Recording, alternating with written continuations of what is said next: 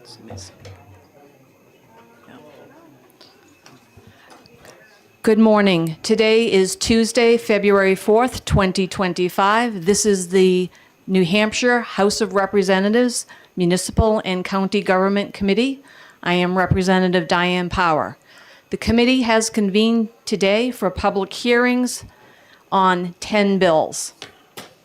Now, please make sure that your cell phones are silenced, and please join us in reciting the Pledge of Allegiance led by Representative Franz. Allegiance to the flag of the United States of America and to the republic for which it stands, one nation, under God, indivisible, with liberty and justice for all.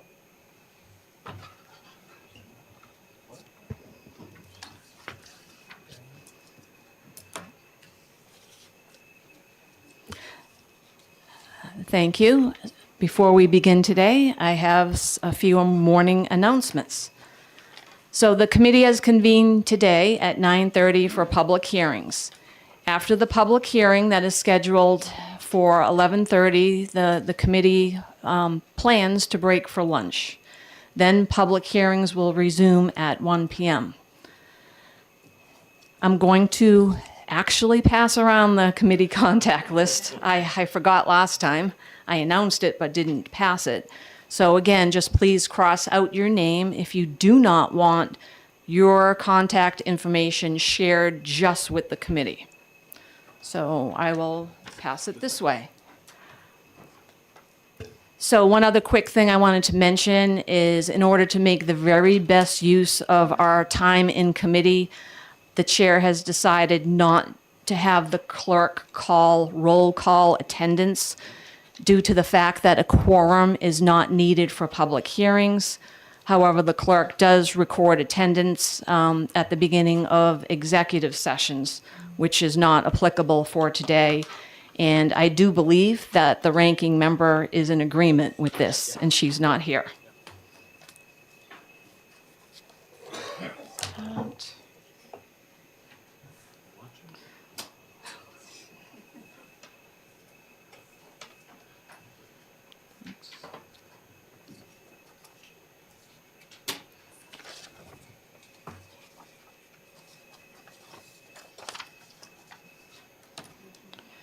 So, as I said, we're here and we're going to have public hearings on 10 bills. So, in order to stay on schedule, the chair will allow for up to 5 minutes for bill introductions, followed by questions and answers.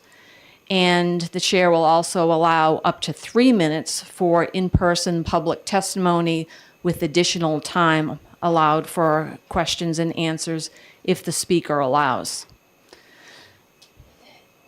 If we have a lot of pink cards for a particular bill, the vice chair will keep track of time.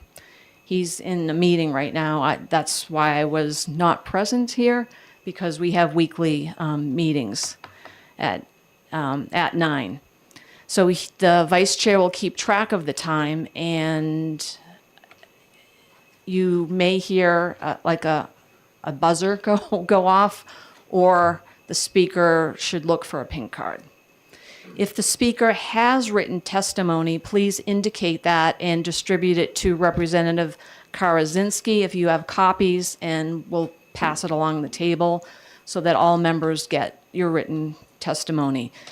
If a speaker, the 3-minute time is imposed and you run out and you have more information to communicate, please let me know, and then follow up with the committee with any additional information you'd like to provide, email to all the committee members, each committee member.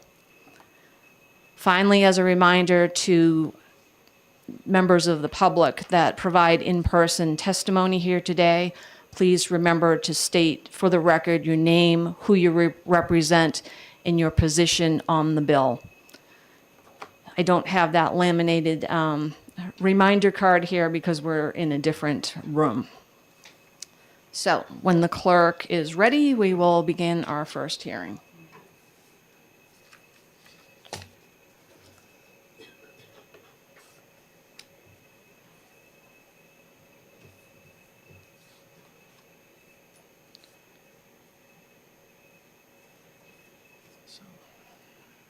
I have to do the vice chair's job here.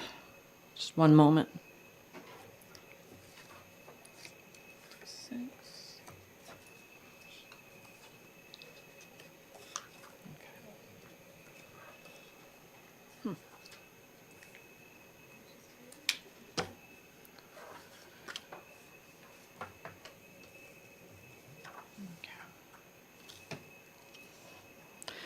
At this time, I will open the public hearing on House Bill 689, enabling municipalities to adopt a volunteer incentive property tax credit.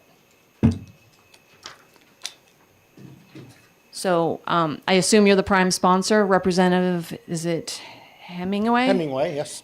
Did you fill out a pink card? I did not. I'll fill one out. Okay, thank you. So, Representative Hemingway, welcome to municipal and county government. Thank you, Madam Chair. Members of the committee. Today we're going to talk about the House Bill 689. This is an enabling bill relative to volunteer incentive tax, property tax credit. This bill is directed towards the elderly and the veterans. These are two groups that have incomes that are normally limited and have a low propensity to be able to add income unless they get a job. And at that age, and sometimes with the disabilities of a veteran, they're limited on the type of jobs that they can get. Why would we want to use the elderly and the veterans? For their knowledge, their reliability, and their care for the community. This bill benefits both the municipality and the volunteer. The community gets help in areas that they have limited support, such as in the community centers, as in with the area beautification, admin, or in event planning for certain events, for certain things within the community. The volunteer gets the benefit of interaction with the personnel within the community, plus they also get a sense of pride for working with the community. So as of right now, as a quick search, I found 5 states that do offer something of this sort: Mass, Maine, New York, Oregon, and Pennsylvania. Again, this is a enabling bill, so the communities can choose to adopt or not to adopt. The monies would have to be put into an overlay, just as you would for veterans credit, and to support that deficit. The other benefit that you could also say that this would be is it helps reduce the part-time income, the part-time expenses for an employee, since you're not having to pay them and you're paying no benefits and any other thing. They're only getting $1,500 tax credit on their property as a relief. I'm available for any questions if anyone has any at this time. Thank you, Representative Hemingway, for that bill introduction. Questions? Representative Walker. Yes, thank you, Madam Chair. So they get $7.25 an hour until it adds up to $1,500. But how, the expense of keeping track of it all, who's going to do that in the municipality? And why, and that's Thank you for your question, Representative. So the record keeping should be at the location where they're actually doing the volunteerism. And if that were to shift, then their record should shift to the other entity that they're working at. And I believe 725 is a little bit low. I would probably recommend going a little bit higher just to, this says I know it says 725, yes, correct. But Thank you. I would be amenable to a increase on that. Additional questions? Representative Gilman. Thank you, Representative, for taking my question. This bill also needs an amendment, I believe, under, because it's added a reference to RSA 72:39-C, which this committee found inexpedient to legislate. Okay. Well, I know it's supposed to amend the 72 within 39. Yep, 39C, which would go in there. So that's the amendment of that, correct? And when was this found? Was one of our first sessions. It was this year.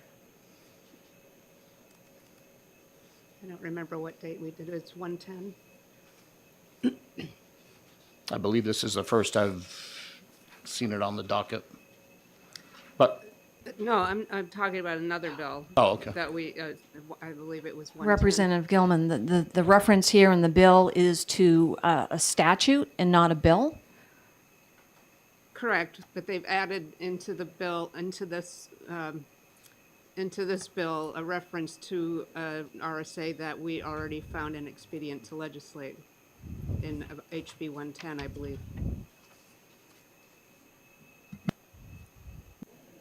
Additional questions? Representative Grund. Thank you, Madam Chairwoman. Thank you for taking my question. To add on to what Representative Walker was saying, in smaller towns, like things like, so we have an Amherst Garden Club that takes care of all the gardens around town. There's no location of anybody tracking who's working where. So I think the concern of, we have people volunteering, we have people who help take care of trails in our town. We have people, there's no central location would add a cost to these towns for someone to sign off and verify this work's being done. So the question is, what kind of burden would that add to a town if they're not prepared for that? thank you for the question. I don't think it would be that great of a burden, and maybe because you have to register by the 1st of April to say that they're going to be using this incentive. So it would either have to be through the admin section or the finance section of the municipality and/or the assessor's office. Because I only say the assessors only because they would keep track of the property and finance would keep track of the taxes. So, Additional questions? Representative Frocht. Thank you, Madam Chair. Thank you for taking my question, Representative. Mine is a two-part question, if I may. Firstly, I am aware of many tax exemptions that are available to disabled veterans, and I think veterans in general. And I'm wondering if this is in addition to or instead of? thank you for your question, Representative. This would be in addition to. Okay, may I ask my second part? Yes, you may. Thank you. Second part, there are a lot of towns and a lot of older people and veterans who have a lot of knowledge through their life experience, through their work, whatever. Why would this bill not apply to people who volunteer their time to serve on the many town committees and boards? Thank you for that question. The committees, boards, and advisory, those are elected positions or positions that people are applied for. So that would not be part of this because you would think, right? Because you need more people. We're short on some of our boards and everything. It would incentivize people to get involved. But that's they do those boards and committees for a reason. And those reasons is to help the community. And being an elected or an appointed official is not the same as saying, I'm going to volunteer down and plant flowers or help with an event planning. So, I mean, they're there to strictly guide and direct the town in certain directions to make them better. Whereas a volunteer is there to help in those processes to get the town there. Sure. The chair recognizes Representative Colby. Thank you, Madam Chair. On page 2, lines 10 and 11, states qualifying persons while providing such volunteer services shall be considered employees of their city or town for the purposes of RSA 31. What do you have any idea of what the effect of insurance is? The additional costs that maybe a municipality would have to take on, or training that the employee, volunteer would have to go through? Thank you for your question. I do not know if there would be any extra cost, because I think it would just be covered under comprehensive or injury, insurance, whatever. So I don't think there would be much of an increase, if there was any at all. Further questions? Representative Elward. Thank you, Madam Chairman, and thank you for taking my question. Relative to the follow-up with Representative Colby's question about being an employee, would they be issued a 1099 by the town? Thank you for your question. I do not believe so, since this is they're not getting paid. They're only getting an abatement or a tax incentive. So it's not like they're getting a physical paycheck. And I'm trying to remember where the break line is for a 1099. I don't know if it's 900 or 1,000 or 600. 600. So, but they're not getting an actual pay. They're getting a deduction in their tax. So it would not be a 1099 in my opinion. Thank you. The chair recognizes Representative Majori. Thank you, Madam Chairwoman, and I think I'm piling on with the same question. I just don't understand why they even need to be employees, and curious if that was your language or if that was recommended by OLS? Thank you for your question. I believe that was not my language. That was inserted in there. But I mean, you would have to look at that as, okay, they should have the same, not benefits, but the same knowledge that this person, if someone were to come up to him and say, hey, what are you doing here? Well, I'm working for the city, helping them do this. And, so I think it's more about recognition than it is, and in case of any liabilities for insurance purposes. Follow up? I don't usually do follow-ups, thank you. So, does that mean that the volunteer would have to be working in conjunction with something that the town or city recognizes as volunteer, or can they volunteer for something else non-affiliated and submit that as qualifying volunteer time? Does that make sense? Yes. Thank you you for your question. Now, it has to be in line with what the city has. So if you have a part-time spot within the community center and you want to have someone go in there and check IDs or collect monies and things like that, if you have a group that does area beautification that's sponsored by the city, then they could participate in that. If they have an event planning process or team that's sponsored by the city, then they could be involved in that. But it has to be in with the city's purview. Yes. Representative Gilman. Thank you, Madam Chair. I have a correction and a question. The bill that I was referring to earlier was HB 101, which we have not made an executive decision on. Then the question is, is there reference in here regarding personal information that volunteer may get access to? No.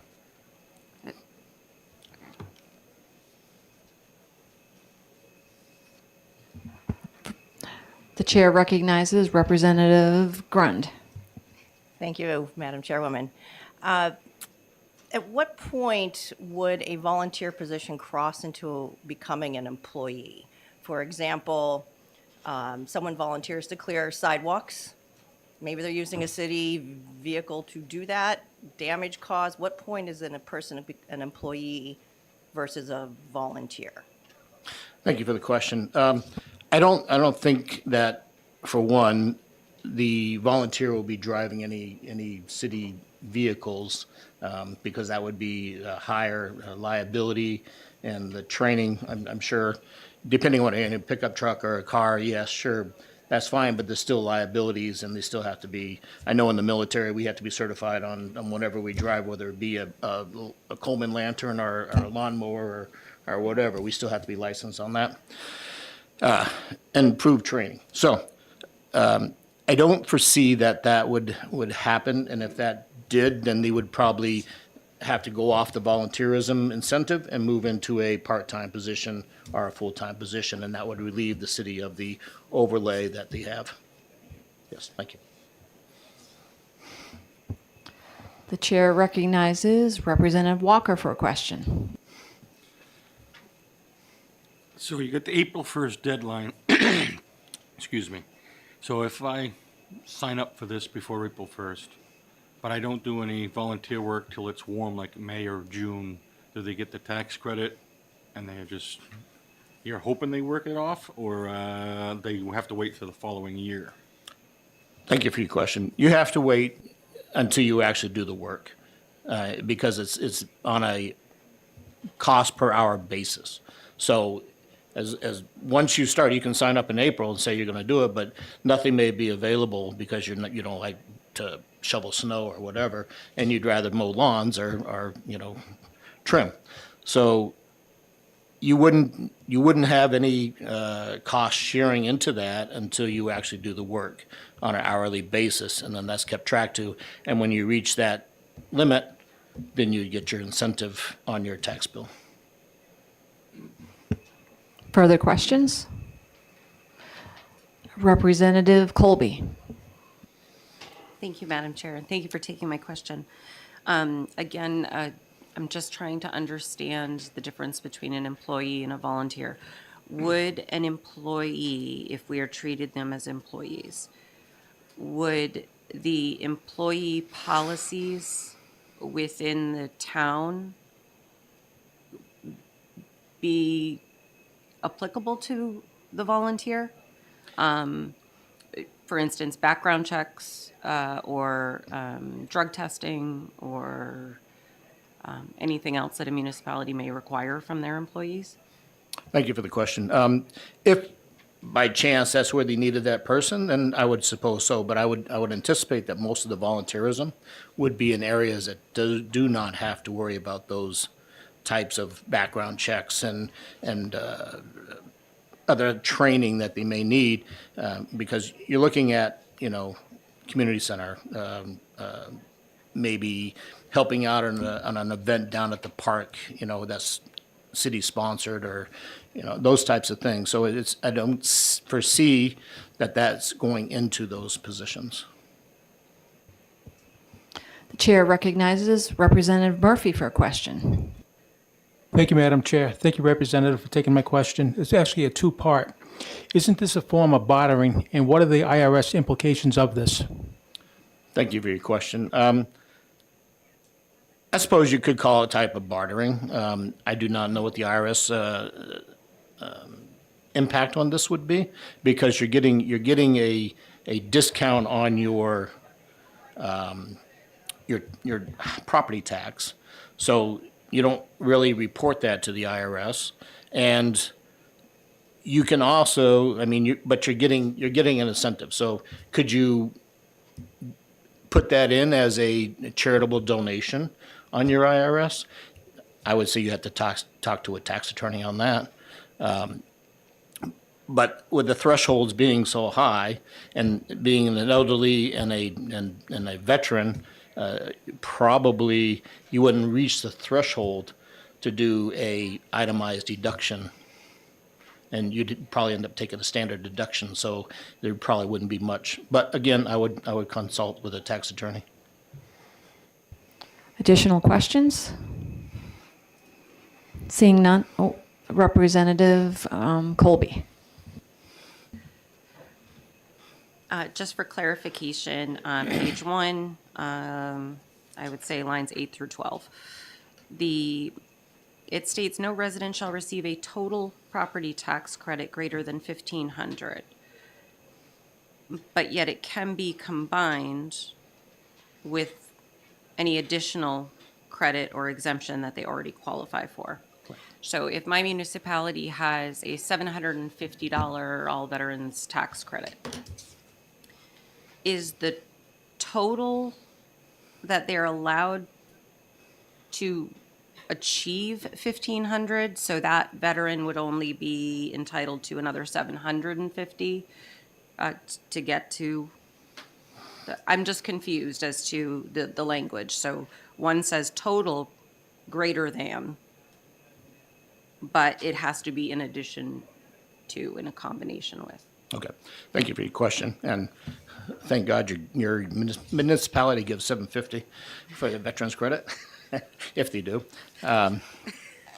So this is in addition to, so you get the 1,500 plus the 750. So Thank you. Yes, thank you, Further questions? Seeing none, thank you. thank you. Next, the chair calls Mr. Jim Michaud.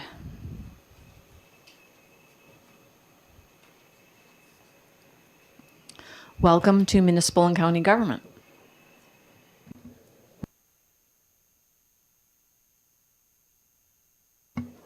That's better. Thank you, committee chair and committee members. My name is Jim Michaud. I'm chief assessor for the town of Hudson. I want to make clear that my testimony, not just on this bill, but on all the bills I'm going to testify on today, do not necessarily represent the viewpoints of the Board of Selectmen for Hudson. They haven't registered any opinion on these bills to date. So consistent with prior testimony on bills this year and in prior sessions, I usually testify to the technical administration of these bills. I do have written testimony. I will not go over verbally all of the written testimony. But the first point deals with a weakness in the bill, and that's how many different variations of these volunteer tax credits there can be. So when you think about what you work with at the local level, you have a veterans credit of $500. You have a double veterans credit of $1,000. Those are defined amounts. This, at $1,500 max, is 150,000 different variations of a tax credit, right? If you can fractionalize an hour and you come up with all these different combinations, our mass appraisal systems, software systems, they can't handle that many different combinations. Your tax collection software, that also cannot handle that many different combinations. So if this was structured that it was more finite, if I put in 10 hours, it would be a $250 credit, flat, right? Something that we can more easily have in a bucket, right? So imagine that these are buckets in the two different software systems. They're just not set up to handle all the different combinations that this would entail.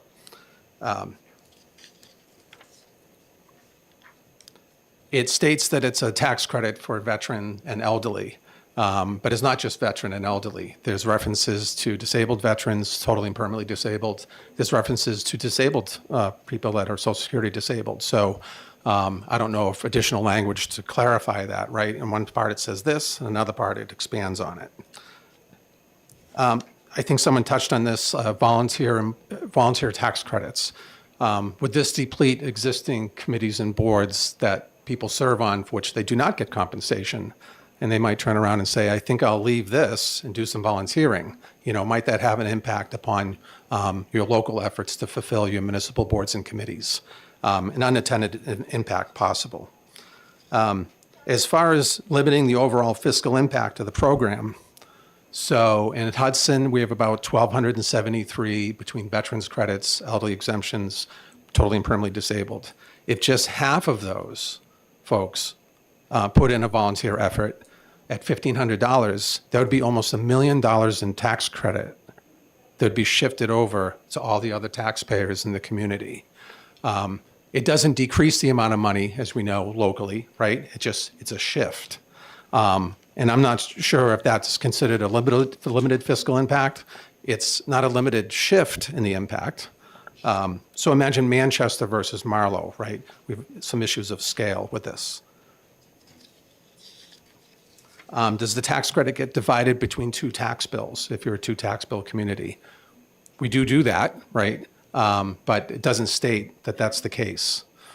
In other statutes, it's stated that in no way shall the combination of exemptions and credits turn into a situation where the community is paying the person, right? So not only is there no zero bill, they're actually going to get a check from the municipality.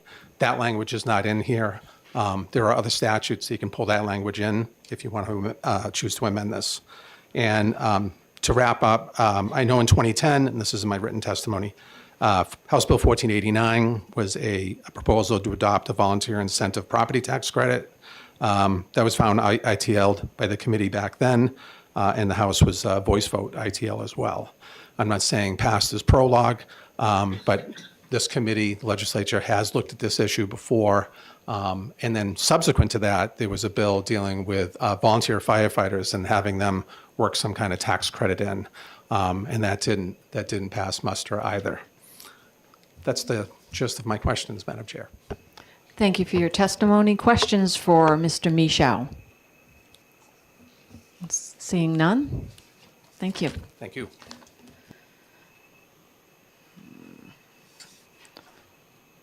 So that was the one and only additional pink card beyond the prime sponsor. So I will ask, is there anyone present who wishes to speak to this bill that has not yet had the opportunity to do so? Seeing none, I will close the public hearing on House Bill 689.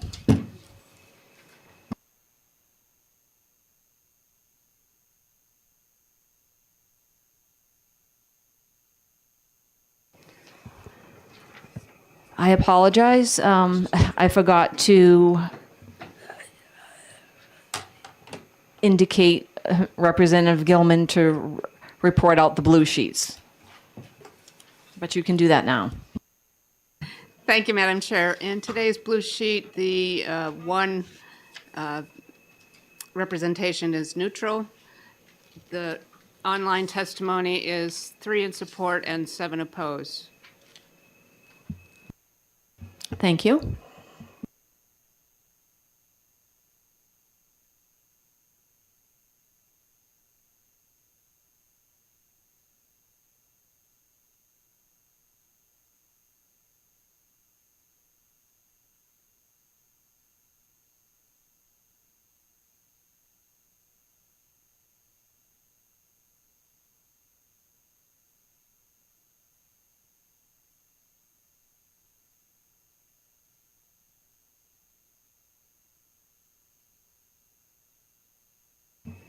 Okay, we're doing well on our schedule.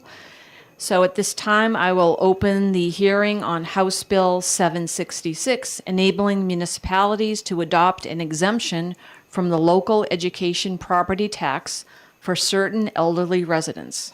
The chair recognizes Representative McMahon to introduce the bill. Welcome to Municipal and County Government. I apologize. No, that's all right. It's- McMahon.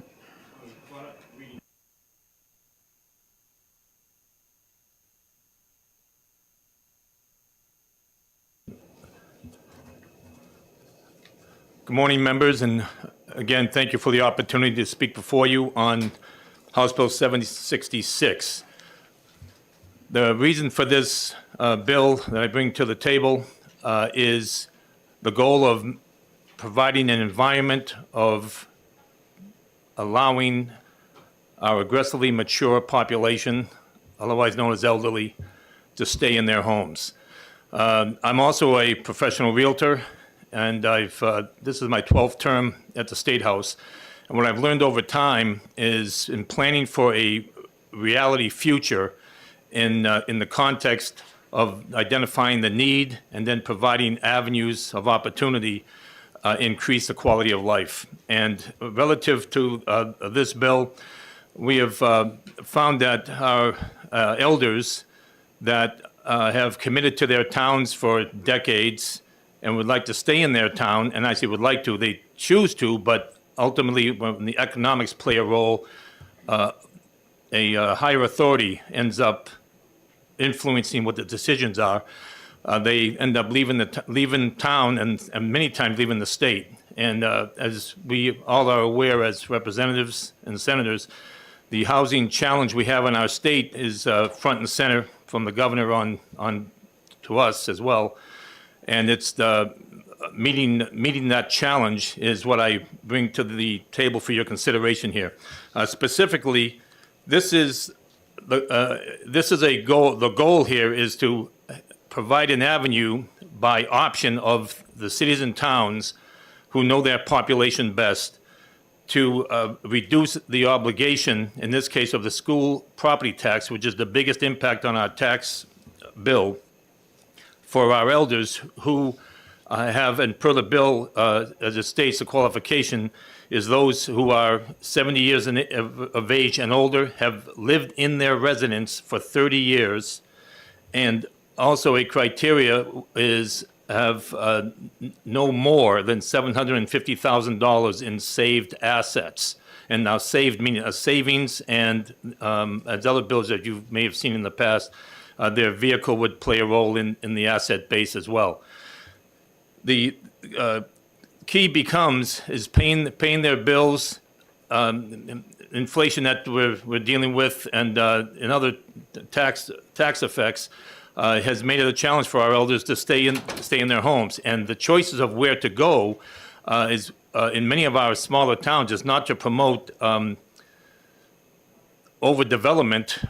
And overdevelopment, that's been the concept, and building infrastructure, for apartments. And it's not been, it's been a challenge, and especially also in where I live in Windham, New Hampshire. I grew up in Salem, and unless you have an infrastructure in place for water and sewer, you do not find competitive low rent opportunities. That's just the cost of doing business for our housing. So again, this opportunity here is when towns are looking to find ways of maintaining costs, and also is not to have population growth based on an exodus from the towns when other costs in the town can make being affordable for elders to stay in town. The opportunity here is to give the school abatement for those who would qualify that the town would determine by their own census, and that's the census of those what they've owned in town and meeting the criteria that has been specified. And the longer they live in town, then we have a slower change of ownership, and by slower, that's my assumption looking at what's happened in towns that I've done research on as a realtor, is that they stay in their homes for longer, and that when they're sold, when families move in and we want families to come to New Hampshire, but in a gradient method of not overpopulation, that our cost of education is substantial per student. This would delay that and delay it or for a period of time where it becomes slower in the growth mantra for our respective cities and towns. And to keep these folks in the towns that they love, that they've supported. And one of the points of the 30 years was just using 12 years for when they had their own kids in, and they've been contributing to the cost of sustaining and maintaining our school districts. Again, the biggest majority of our tax bill is for our schools, is that this will allow them to stay in the town and not being part of what's the other challenge we're looking at right now, not right now, have been, is nursing home, assisted living, and capacity in our counties. And with those costs, that differential cost still comes into our tax calculations, is I offer that this strategy is one for towns and cities to opt in if the demographic makes sense for them, and I'm suggesting that it does, and that we keep people in their homes longer. And for that reason, I ask for your consideration for this opportunity. Thank you, Madam Chair. Thank you for the bill introduction. Questions? The chair recognizes Representative Walker for a question. How is this proposal exactly fair? Because I had a constituent that asked a similar thing, and I asked him, "Do you have any kids when you were younger?" He goes, "Yeah, I have 3 kids." And I go, there was an elderly person at that time that paid for your three kids to go to school. But now that when you're elderly, you don't want to pay into your share of what somebody else did. And now, how is that fair?" It's the cost of doing something versus doing nothing, Representative Walker. The issue becomes, and I'm just going on my back on what I've learned here in the legislature, is the cost of being in a nursing home, which we cover in our taxes, or other costs when our citizens don't remain in their homes, is substantially higher. And I don't have the cost of demographic to present to you today on that. But by the way, I agree with what you're talking about. I want a fair and applicable obligation for all of us. But the fact of the matter is that's not the fact of the matter. And the reason is the cost of education being our biggest expense, even for our smaller towns in the state of New Hampshire when they have cooperative school districts. Our elders there's many of the elders that I've spoken with, and that's where this comes from, cannot afford to stay in their homes any longer. And so that's why, for this consideration, it's to have a more orderly growth replacement than having an exodus that's, well, our fellow citizens leaving the state because they cannot stay here any longer, or with their families as well. And so this is one that, can they stay in their homes longer and help facilitate that by maintaining their costs on their own, but with this tax abatement on the school side only. That still would cover the property tax for the town, county, and et cetera. But on the school side, that's why it was focused on the school only, that they did support for 30 years. And that's where the number comes from. Thank you. The chair you, sir. recognizes Representative Majori for a question. Thank you, Madam Chairwoman, and thank you for taking my question. I'm originally from New York. My father, when he was alive, there's a program down there called the STAR program, and he was able to have $7,000 of his taxes deferred because of that program. So I'm wondering, and certainly that was a benefit to him, I'm wondering if you have modeled this legislation after any other state like New York, which has the STAR program. Thank you for the question, Your Honor, Representative. I was going to address everyone formally. The answer is no, I did not. What I've learned is what I've learned in New Hampshire. I've grown up here and learned from my colleagues where I want to assimilate in an intelligentsia that allows for rational recommendations to meet the future challenges we have in state. So it's called the STAR program? STAR, excuse me. No, I apologize, but no, I did not utilize that. Further questions? The chair recognizes Representative Guthrie. Thank you, Madam Chair, and thank you for taking my question. Representative, I'd like to talk a little bit about the 30-year limit you have, and I understand what you're trying to do as far as keep people in their homes, but would this be, I don't know if it's not fairer, but wouldn't it be better if we required in this legislation that the people live in the town?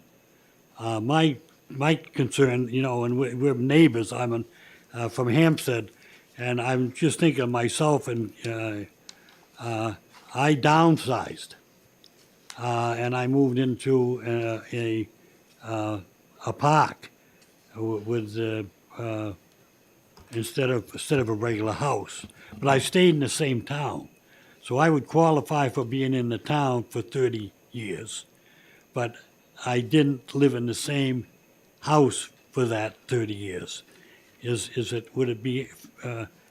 Would this have been fairer if we had said that the person should be live in the town for 30 years because that's where the tax was being paid? Well, that's a debating point, Representative, and the issue right here is that you already chose to move. Again, the goal here is to keep people in their homes. So it didn't open up the home for new families to move in with their children, and then to expand the costs in the education silo. But if that's something that you wanted to, that the board would consider, then for an amendment on this, I mean, that's why we talk collaboratively to achieve consensus on what would work if something like that would be improved. But the target of this bill was to keep people in their homes. And then if they sold their home, I hope you got a good sale on your home, that you had that asset then becomes an income stream for you, and then you can lower your fixed and variable costs of living, then you've met that challenge. There are those who don't or can't do that, or would rather, is there a way of staying in their home? And also one other point is one thing we do very substantially in this state is home and community-based care. And that's, again, to maintain folks in their home with health visits and, doctor visits and so on, as opposed to being transferred elsewhere. Elsewhere meaning that, again, nursing home or hospital setting. So that's what this incentive is for. It's for this criteria, unless you would recommend an amendment, and I look to the committee on that subject. I understand what you're trying to attempt. Thank you very much for taking my question. Yes, sir. Thank you, Madam Chair. Thank you. Thank you. The chair recognizes Representative Grund and then Representative Dolan. Thank you, Madam Chairwoman. And thank you for taking my question. So is there a way to, I want to say, prevent, or how do we account for if the elderly person's kids, who has grandkids that go to the school, are living in that house? Now they're not paying any taxes to the school, even though they have children in the school. Is there any limitation for that? That's why this is an opt-in for the town, and the town can also make additional rules for this. Again, it's not to circumvent an obligation if there's a specific use of that residence, in this case, education, to have the kids living in. So, that's not what this bill is targeting. May I have a quick follow-up? Yes. Thank you. So how would a town know that a family is living there and they have kids in the school, but they're not paying taxes because of the elderly? I mean, they're not taking an assessment of who's living in a household. Well, I'll just speak on my behalf. I'm a past 12-year selectman in my town of Windham, and when we were doing, for services and support and also education, you had to always say, where did you live in town? And you would have to qualify that you're an actual resident, and then it would be collaborated and corroborated in working together to ensure that. Yeah, so again, because folks we're looking at, and I'm aggressively mature myself here, but back when we first got started, there were those moving from out of state, and we're using the education resource, and this was like maybe 5 that took place, this is like 25 years ago, and that was identified when a census was being taken and where individuals live. So a similar scenario would be the case when you're having a benefit of this, and that's to keep people in their homes. When I say people, the owners who've lived there 30 years in their homes. Thank you. The chair recognizes Representative Dolan for a question. Thank you, Madam Chair, and thank you for taking my question. As I look at this, I see that we're trying to save or help the elderly with their tax bill, but I'm assuming that tax bill that the elderly won't be paying is going to have to be picked up by others in the community. And I wonder if is there a potential unintended consequence here in the context of the housing crisis that the state is seeing? Are we shifting this tax burden to the younger people in the community that already are struggling to pay their taxes? And is that an unintended consequence that you considered?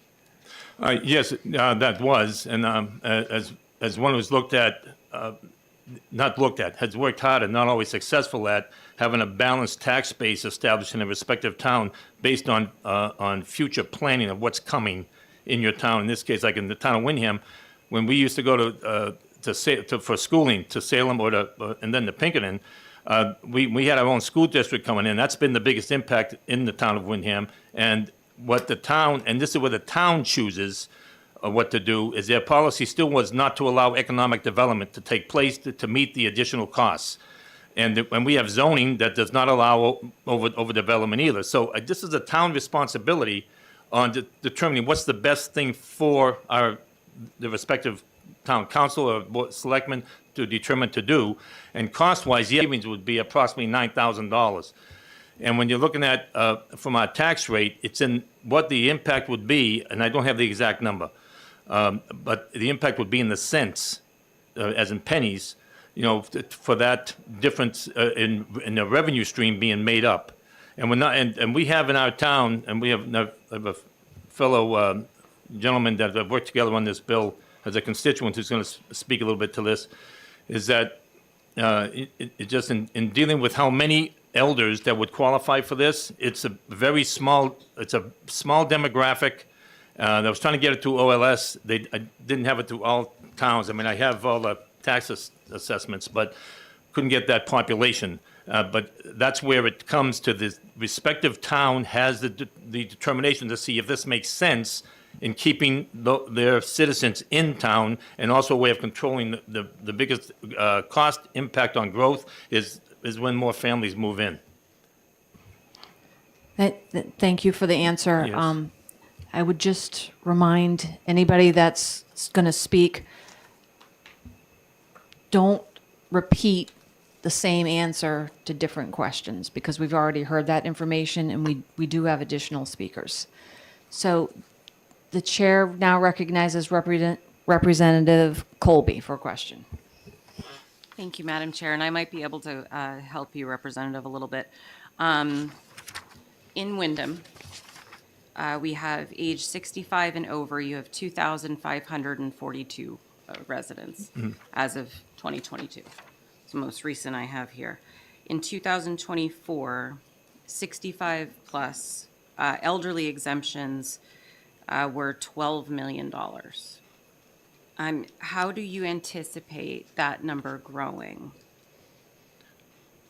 Well, I didn't get that information there, but what I've done here was dealing with those, again, who are 70 and older and been in their homes for 30 years. And that's where that demographic has quite a dramatic impact on what that real number. And the number that my associate came up, Mr. Morris, who will speak shortly, was approximately 140. And one thing that we didn't get down, and I wanted to be fully loaded intellectually for you, but I could not get this down, was how many were seasonal.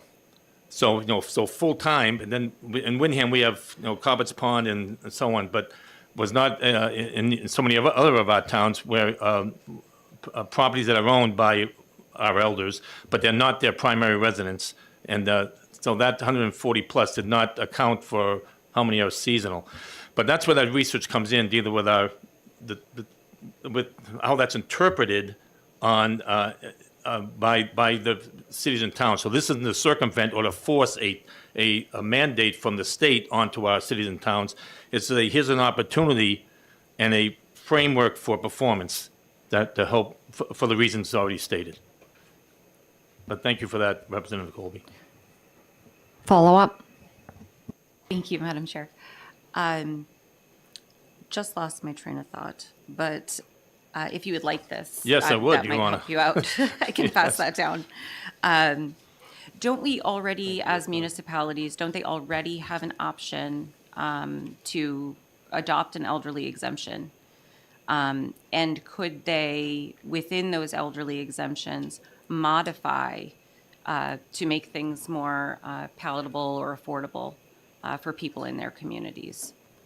There are, and by the way, Windham has one as well, but it does. I mean, what it is, it goes to reducing the total of the assessment, which in Windham's case, our average is $900,000 a home, is $200,000. That does not does not have a material impact on providing enough funds. Now, this is in my view, which is why the bill. Enough funds for these elders to pay their cost of living. And one of the issues on that in the qualification is that you can't be over $300,000 in assets. And this is in the town of Windham. And that just went up literally this past, within the last 12 months. We don't have people qualifying for that. You know, and so now and the reason the 750 came, I was reaching out to other when I say reaching out, doing the research, and we got that recommendation after reviewing it from Brookline, and from like similar towns, and that wanted to, again, to maintain their citizens who've supported their town to stay in their homes, and controlling growth as a result. But I hope that answers your question. Thank you, ma'am. Representative Majori. Thank you, Madam Chairwoman. I think Section 6 answers my question, but I just want to be sure. It talks about the owner of the property. We have a couple of bills in housing that deal with ADUs, accessory dwelling units. Is it safe to say that if the owner of the property qualifies, say 1 year, builds an ADU and moves into that ADU, and say their kids move into the main residence, that this would then disqualify them because they have moved into the ADU and that's not their actual residence? That would be my sense. Okay, all right.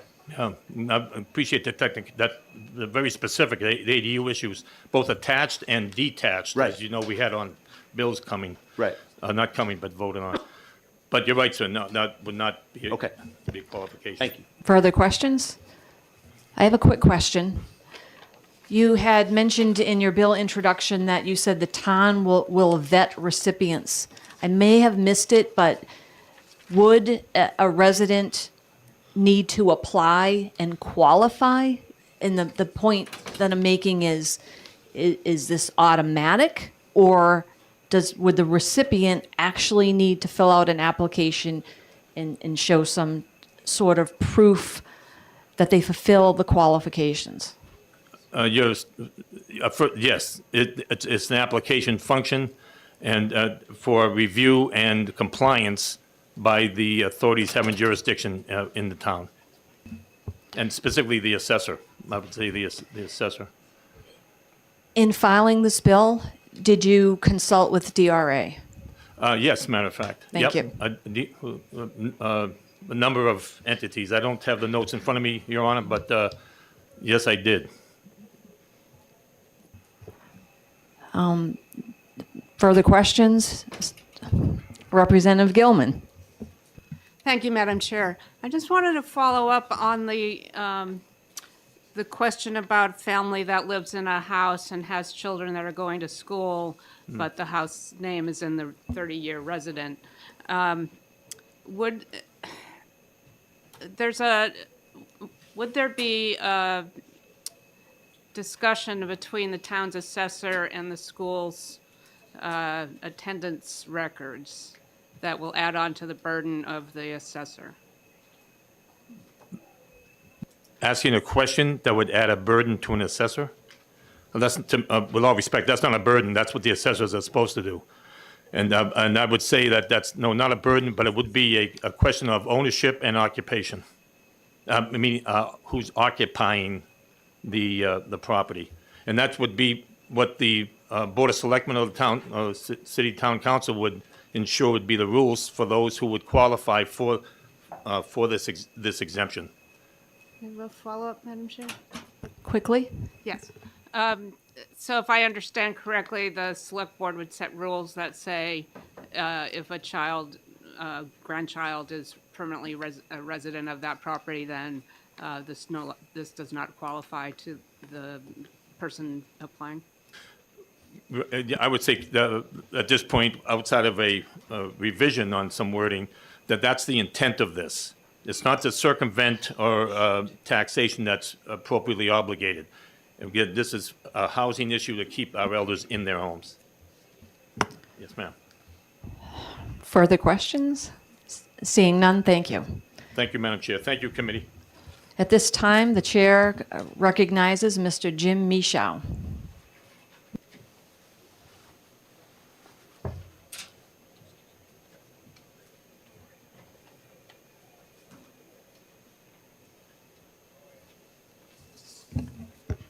Welcome back.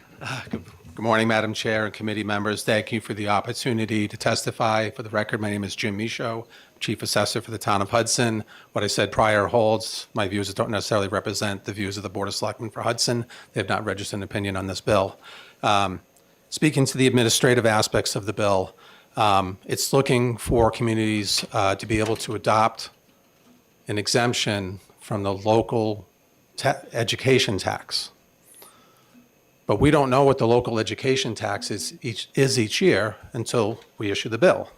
So how do we grant an exemption on an unknown number? We can't. And that's why the bill as written just doesn't work. It will not work procedurally, administratively.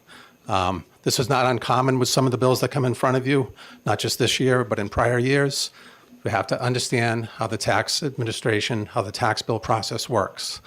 We have to know what our total vet credits are. We have to know what our total elderly exemptions are, our total disabled exemptions, because all of those get loaded into the tax rate calculation process that the Department of Revenue administers each year. That's the gist of my testimony. But beyond that, in reviewing the bill, it's not clear if the exemption is in addition to any prior exemptions that apply to the bill. You know, we already have an existing elderly exemption program. Does this pig pile on top of that? I don't know. I assume it does. Beyond that, the asset amount of $750,000, there's only one community in the state that has an elderly exemption program existing that has an asset amount of $750,000. That's a pretty high asset limit. There's no income limit for those that are applying for this. So asset tested, but not means tested as far as income. As far as the range of elderly exemption asset amounts, it ranges from the de minimis 35,000 up to what I said, the 750,000. The median asset limit is 63,000. The average asset limit is 91,600.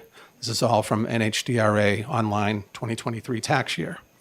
I believe that the varying amounts of assets probably reflect that there's different socioeconomic areas in the state, right? Pittsburgh might be different than Portsmouth. Piermont might be different than Pelham. So beyond that, I have no other comments, and I'm available for questions. Questions for Mr. Michaud? Seeing none, thank you. Thank you. So I have one final pink card, and this, it's from Mr. Wayne Morris. So the chair recognizes Mr. Morris. Welcome to municipal and county government.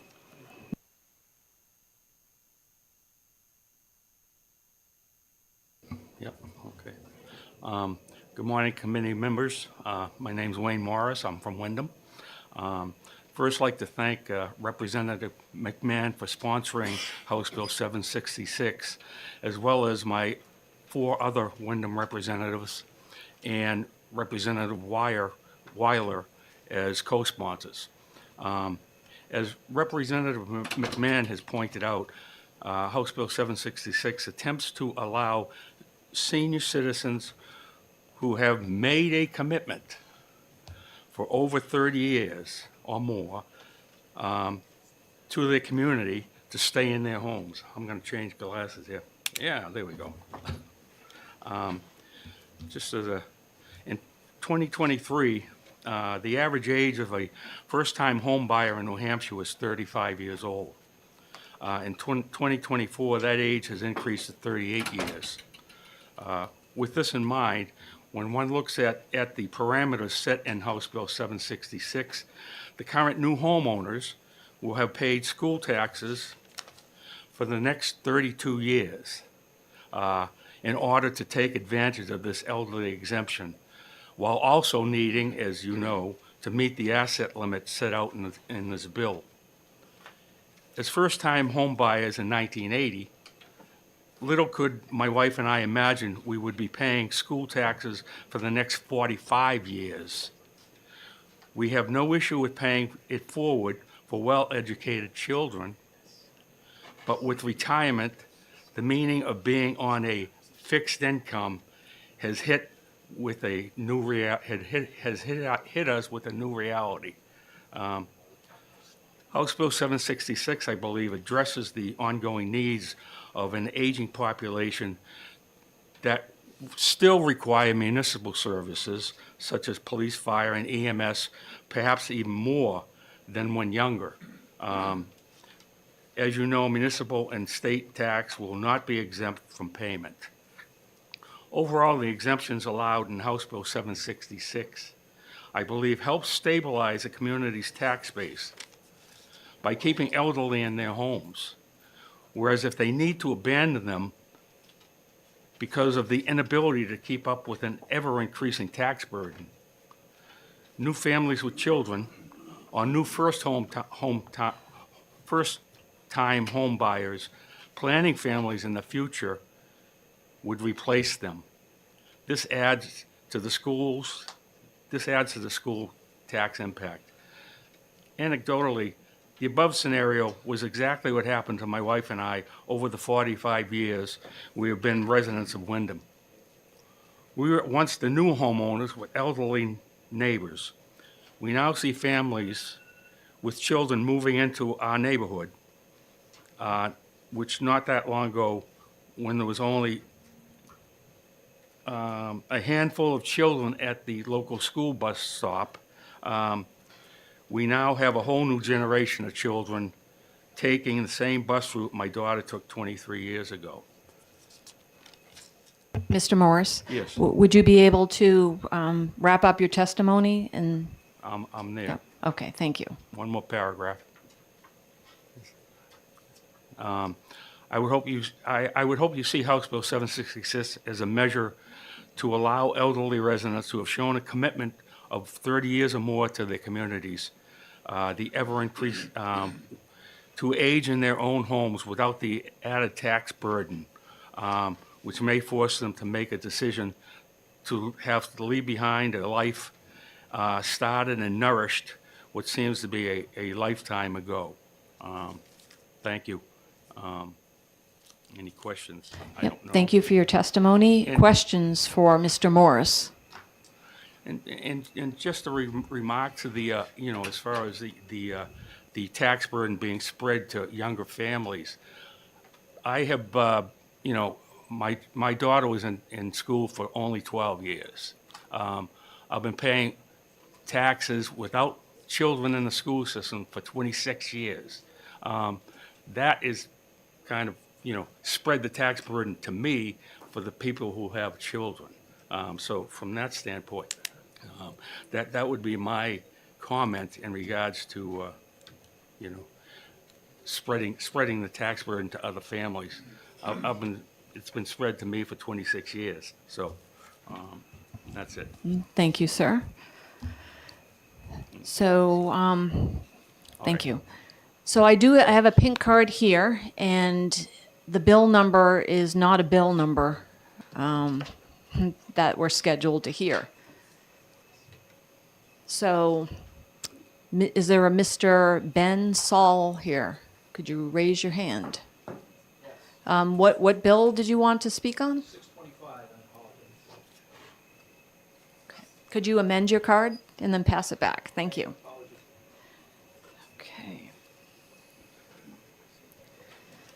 So at this point, I would like to ask, is there anyone present who wishes to speak on this bill who has not yet had the opportunity to do so?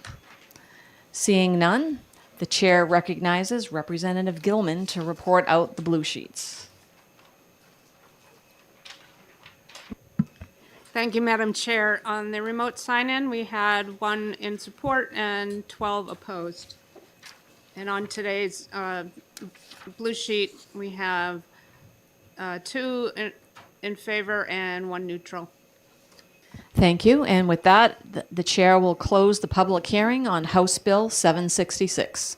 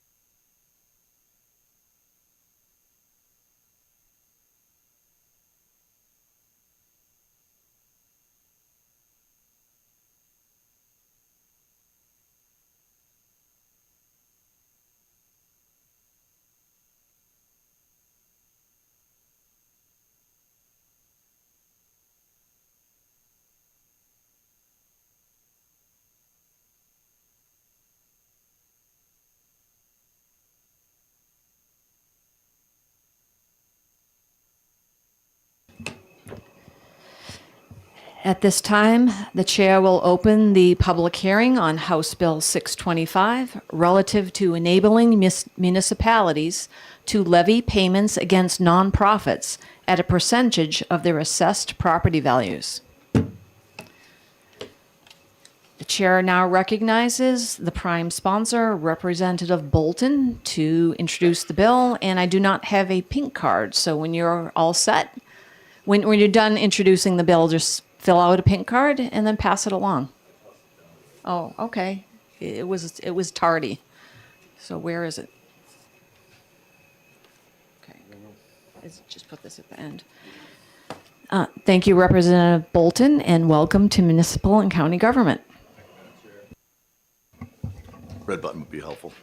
Madam Chair and members of the committee, my name for the record is William Bolton, and I'm the representative of Grafton House District 8, which is the towns of Holderness, Ashland, and Plymouth.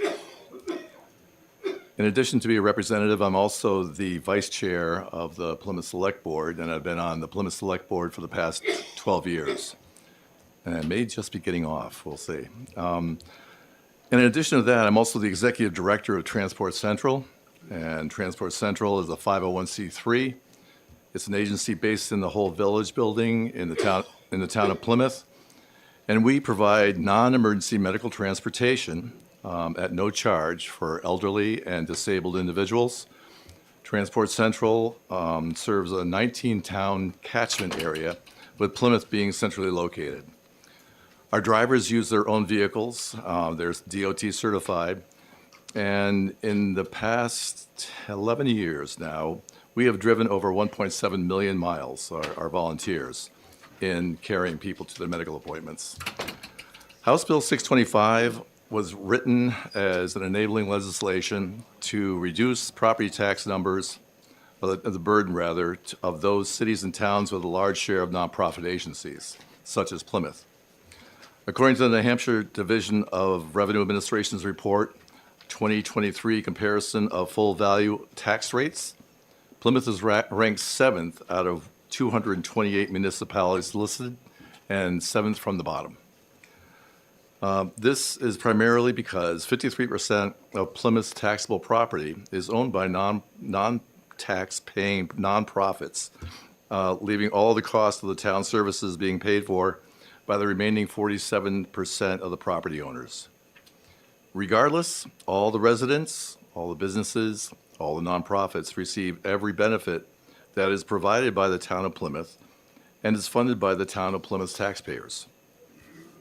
At Plymouth's town meeting last March, I was asked to create a bill that would seek payments in lieu of taxes from Plymouth's nonprofits that would lessen the property the property tax impact that Plymouth's property owners are feeling. House Bill 625 is a bill that accomplished that. And after some investigating, we found that other cities and towns might also be affected and are. We've had conversation with the town of Keene. They have 22% of their, 22% of their properties are nonprofit owned. Concord has 23. Hanover has 35, and Berlin has 43.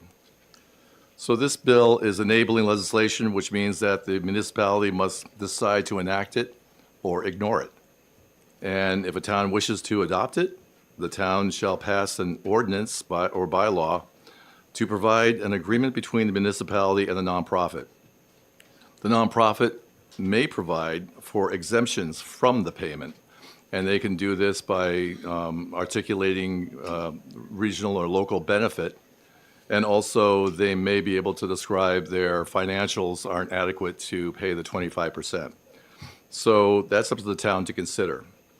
And after consideration of the exemptions, the municipality may decide to enact it, and the nonprofit shall make payments in lieu of taxation on all real and personal property owned by the organization in the city or town equal to 25% of the municipal rate of the property tax that would be paid if the property were not exempt from taxation.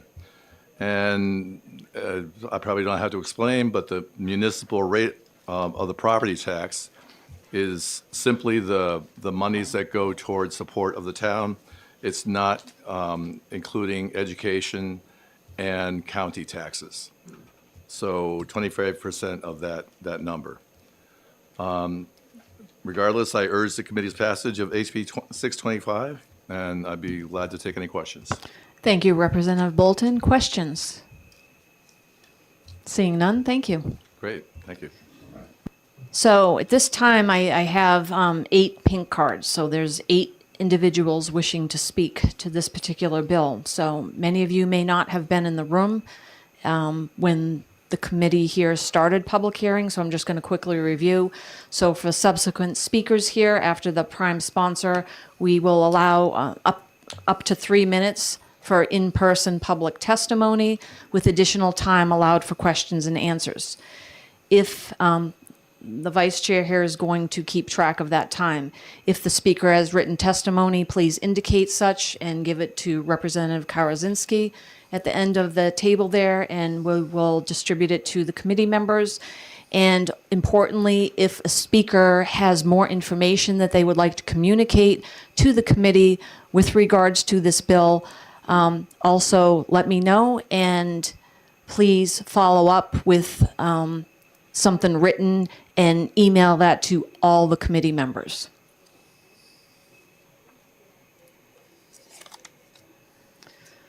So at this time, the chair recognizes Mr. Tom Blonsky. Welcome to Municipal and County Government.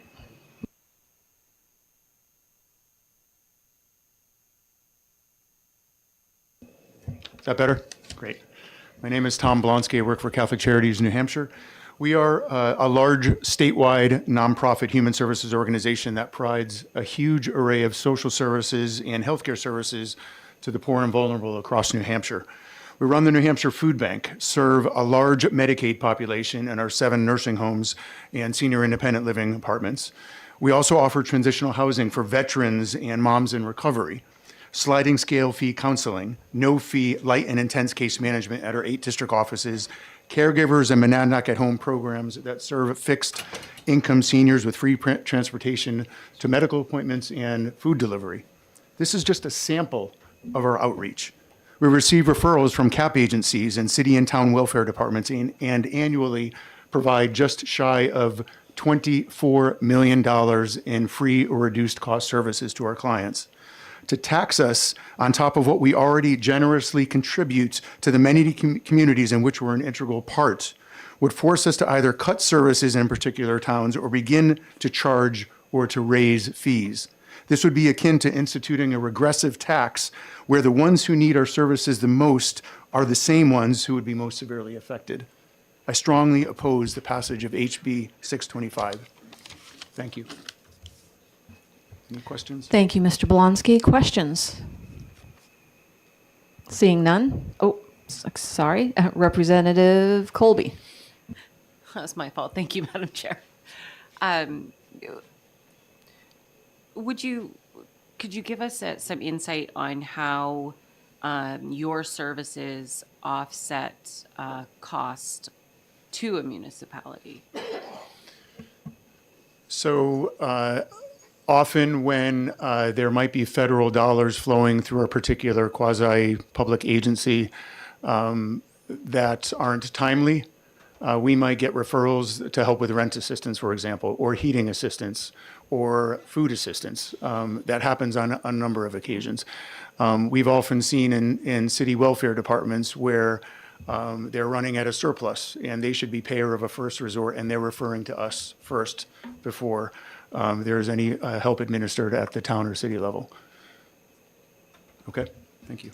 Additional questions? Seeing none, thank you. Next, the chair calls Mr. Peter Saliba, followed by Ms. Kathleen Reardon. Welcome to Municipal and County Government. Thank you very much. It's an honor to be here today. The Mayhew program was established in 1969 as a 501c3. We challenge and help at-risk New Hampshire boys to believe in themselves, work well with others, and find their best. Since 1969, we have helped 2,400 boys in the state of New Hampshire, and our family profile has an average income of about $29,000 a year. Our boys mostly come from single-parent homes. And what we do is we have an 8-year program where they come to Mayhew during the summer, and then during the winter, our outreach workers meet with each child at least once a month to make sure that they're on track, and we reinforce the values that we're teaching at Mayhew. We're the only program of its type in the state of New Hampshire and one of 2 in the nation that works the way that we do. We are against the passage of HB 625.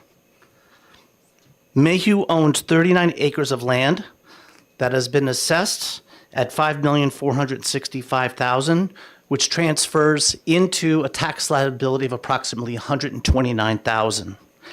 At 25%, that would be a $32,000 liability for our operations. 81% of all of our funding goes to program and our boys. The remainder goes to operations. If we had a tax bill of $32,000, it's likely that we would need to eliminate 42 boys from the program. Currently, we have 220, and that's because we would either curtail one of our camp sessions or we would have to eliminate an FTE, one of our employees, because that represents about 70% of one FTE in our organization. Mayhew is one of the many nonprofits that work hand in hand with state agencies to provide supports. On a weekly basis, we're in conversations with DCYF, DHSS, and DOE. HB 625 would hamper our ability to provide services to our boys. Thank you. Thank you. Questions? Seeing none, thank you.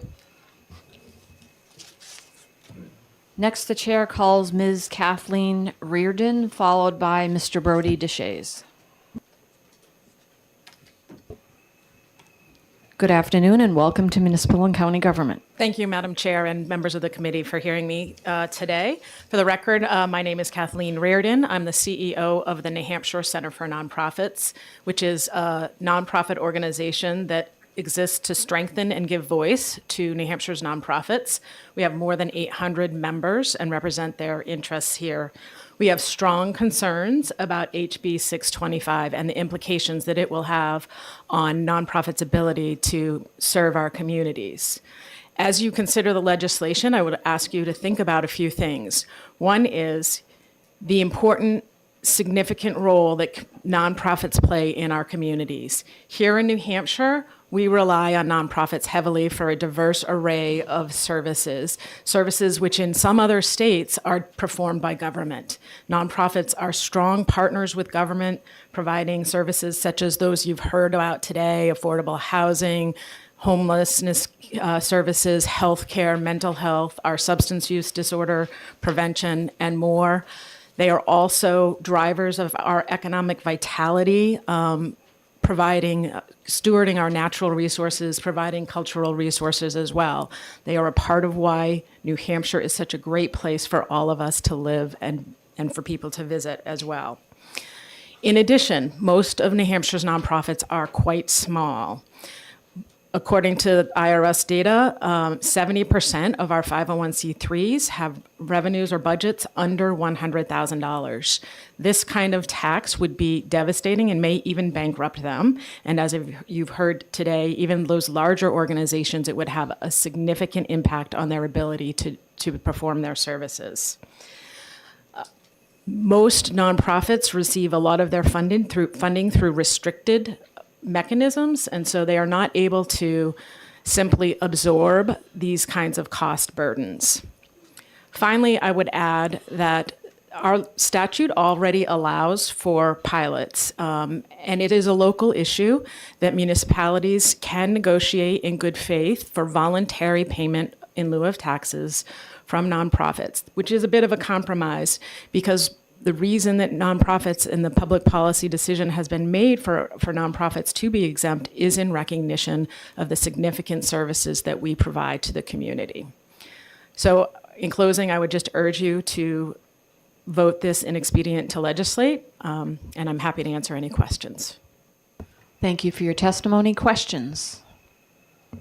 Seeing none, thank you. The chair calls Mr. Brody DeShays, followed by Mr. Henry Veilleux.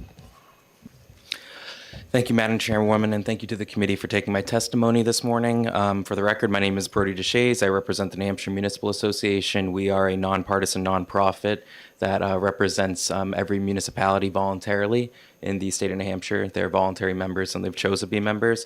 I'm speaking in support and representing our position on House Bill 625. Our position is that this is a local option. It's the option of the voters to allow 25% of the tax bills for nonprofits to be paid. I want to really point out that there are provisions in this current bill that would allow the governing body. Not only would they be required to adopt an ordinance or bylaw, but it would allow them to still fully exempt nonprofits and charitable organizations from paying taxes. It just allows a local option for the voters to say yes. The default is a 25% pilot payment in lieu of taxes, and then the requirement of the governing body, typically the Board of Selectmen, it could be a Board of Assessors, though, if that happens, if it is adopted in a community, to essentially exempt them fully still. So this would create a more local option and would allow for governing bodies to really evaluate whether or not a nonprofit or charitable organization is serving and bettering the public good in their community, improving the public welfare, which municipalities have a duty to do. I respect all the nonprofits that are coming in front of you today and the services that they provide. That said, at the same exact time, we can only, as municipalities, raise revenues through property taxes. And when we have member communities where nearly 55% of their assessed land is exempt from taxation, that creates quite a burden shift onto the other property taxpayers. And yes, it was mentioned earlier, and we couldn't agree more that there is RSA 72:23-N allows for voluntary payment in lieu of taxes, so it allows a voluntary system for these organizations to pay taxes to the municipality. But in some cases, there are times where governing bodies have really questioned the charitable or the nonprofit status of organizations. And while they might be considered such by the IRS, the municipalities question whether or not their mission is furthering some kind of public benefit where they're completely exempt from all taxes. So we view this as a very modest local control option.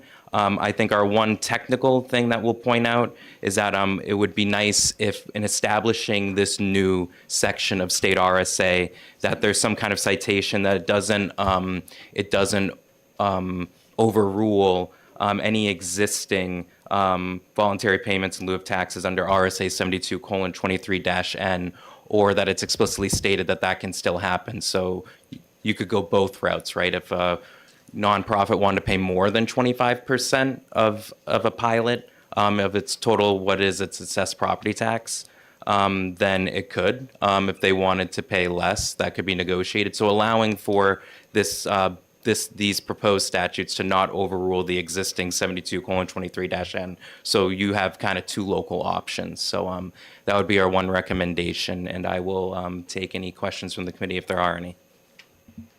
That was perfectly timed. Thank you. 3 minutes on the dot. Questions for Mr. DeShays? The chair recognizes Representative Colby. Thank you, Madam Chair. Do you feel that this could possibly encourage being optional and then still allowing negotiations to happen? Do you think it would encourage like cherry picking organizations? I hear that fear. I would have some faith that our governing bodies in the state would not be playing favoritism, and they would probably run into lawsuits if they were starting to do viewpoint bias for who they provide property tax exemptions to. I think if they had a clear criteria in a ordinance or a bylaw of how are they going to determine this, if the voters in a municipality or a city were to adopt the provisions of this law, and it were to require the governing body who oversees the assessing of taxes, whether it's a board of assessors, a board of selectmen, or some other governing body prescribed by state law, if they were to go through that entire process, I would imagine that they would adopt a bylaw and ordinance that has a strict and a strict and clear criteria for what the qualifications are as to, one, not to put burdens onto organizations that have very clear, compelling public benefit to the municipalities or, maybe an entire region. But to also recognize when there might be other nonprofits that they exist and, they benefit maybe their membership, but there might not be a compelling public interest for why they should be fully exempt from taxes. And in many ways, this will force organizations to the table to say, okay, maybe we should help pay for some of the municipal services that are being provided in this community because everyone benefits from those services that the municipality provides. So this is just looking for a creative way to say there should be more negotiations of pilots. It shouldn't be just on the property taxpayers and those who are living in mostly residences to pay for all the municipal services that every organization and individual benefits from. So our stance would be that this is a way to allow more local control and discretion of who should be paying, I guess the best way to put it, for lack of a better term, their fair share. The chair recognizes Representative Majori. Thank you, Madam Chairwoman, and thank you for taking my question. Did I understand you correctly that RSA 7223N allows a municipality to do essentially what this bill is doing? It allows, but it doesn't have any requirement that the charitable or the nonprofit organization actually do it. So I'll read the exact statute to you. It's 72:23-N, voluntary payments in lieu of taxes. Quote, the governing body of any municipality may enter into negotiations for a voluntary payment in lieu of taxes, we often call that pilot, from otherwise fully or partially tax-exempt properties and may accept from such properties a voluntary payment in lieu of taxes. So they can, but there's nothing where there's a criteria for the local governing body to essentially kind of, say, is there a compelling reason as to why this organization is fully tax exempt, or does it make sense for them to contribute some to the tax base for the services that they utilize within the municipality? So there is an option for the organization, the town, to negotiate something, but the organization decides it doesn't have any interest in negotiating. It doesn't matter what kind of services or what the purpose is of the charitable or nonprofit organization. They can just say, no, we're not contributing because we qualify under existing state statutes as an exempt nonprofit under 72:23. At least there are properties that qualify under that statute. Additional questions? Representative Grund. Thank you, Madam Chairwoman. Thank you for taking my question. Trying to just clarify all the different groups that might fall under this provision. So looking at, so we've heard from a couple not-for-profits, but this, when I'm looking at Chapter 292, which goes into voluntary corporations, associations, which is referenced in the bill, it starts talking about literary, scientific institutions, libraries, promotion of education, arts, sciences, hospitals, homes for aged and for invalids, Freemasons, grounds, other conveniences for rail. So are we talking about all of these organizations? They do provide town services. These would all be potentially subjected to this 25% of the municipal rate. If they my reading of the bill, and let me make sure. Let me open up the bill here. Yeah, that would be, my reading of the bill is yes, they would be 25% of the municipal tax rate. That's worth pointing out too. So not SWEP, not school, just the municipal tax rate. Doesn't even include a village tax if they're in a village area where they benefit from services. I will say, however, that's part of the purpose for the bylaw and the ordinance requirement. So they may adopt a bylaw and ordinance and say clearly, a private library, because there are libraries in the state that are publicly governed, but they are private property with their own private trust, that you might say, well, it's not worth taxing that library because of its very compelling public interest to provide literature and free access to information in a municipality. You could have an example, though, of a nonprofit that exists for, some examples might be like a nursing home, that, there's been numerous lawsuits and rulings by the BTLA regarding, the nonprofit status and the commercial operations of some nonprofits that provide a service and whether or not they should be tax exempt. And in some ways, this would allow a local municipality to say, well, there's clearly a lot of commercial aspects to your nonprofit and the charitable services that you're providing. So would you be willing, because of how large your infrastructure is and how many people live maybe at your physical plant, to provide some revenues to the property tax base? In many of those organizations, they do. Mr. Deshays, your answer is going on and on. I appreciate your knowledge and your detail, but try to make it more concise because a lot of words, people start losing what you're saying. Good. I get it. Thank you. Thank you. Additional questions? Representative Elward. Thank you, Madam Chairman. Mr. Duche, thank you for taking my question. On line 15, Roman 2, any city or town that adopts this section shall adopt an ordinance or bylaw. So how does the town adopt this section, and doesn't the legislative body adopt or pass ordinances? It depends on the ordinance. So oftentimes boards of selectmen will adopt ordinances to govern the entire community. In this case, it's the legislative body is voting to require its governing body to adopt the ordinance or bylaw. I would agree that would be better suited for the bill to cite what governing body. Which is why, I guess I kind of left it out in my initial testimony, but I meant to include it is to mention that it's boards of selectmen or boards of assessors that would kind of oversee what kind of how they're assessing taxes in the community and who's allowed to have exemptions or approval of like an appeal of an abatement and things of that nature. So I think it would serve the bill better if the committee were to move forward and recommend ought to pass to clarify that section. But the intent of that section is for whoever the governing body is that oversees that process to adopt a bylaw and ordinance for how this would operate in their municipality. Thank you. Further questions? Representative Gilman. Thank you, Madam Chair, and thank you for taking my question. If there is a court case that already established that a nonprofit needs to pay for part of what they do, and in this case it's an educational institution that needs to pay taxes for any part that is not aimed at education, would this as an enabling bill and also select board making a regulatory or what's the word I want,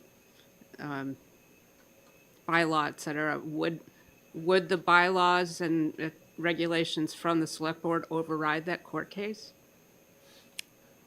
So if I'm understanding your question correctly, and please correct me if I'm wrong, land or property that is not being used for the charitable or the nonprofit use, that has to be based on RSA 72:23, which we'll have a discussion on House Bill 147, I think after this hearing or maybe 2 hearings from now. That land has to be assessed and taxed because it's not being used for a charitable or nonprofit. To my understanding, the way we read the bill is that this is land that's currently under and being used by the charitable or the nonprofit for its stated use. And this would, if a local governing body were to adopt the provisions of this law, require the municipality to adopt bylaws and ordinances to negotiate a 25% pilot for those other lands that are covered under the charitable or nonprofit use. Okay, thank you. Additional questions? Seeing none, I appreciate your input. Thank you. Next, the chair calls Mr. Henry Veilleux, followed by Mr. Ben Saul. Welcome to Municipal and County Government. Thank you, Madam Chair, and members of the committee. For the record, my name is Henry Veilleux, and I'm here on behalf of the New Hampshire Alliance of YMCAs. I'm going to use 90 seconds and give the chair 90 seconds back. Very briefly, the WISE statewide fundraise about $2 million annually to help with scholarships for people in the community that can't afford the services that we provide. So we send kids to summer camp that otherwise couldn't go. We help provide childcare, wellness programs. And if we were subject to this bill, that would just mean that's less support that we can provide for those people to engage in those services. So we oppose the bill. Thank you. Questions? Seeing none? Thanks. Chair recognizes Mr. Ben Saul, followed by Mr. Ben Bradley.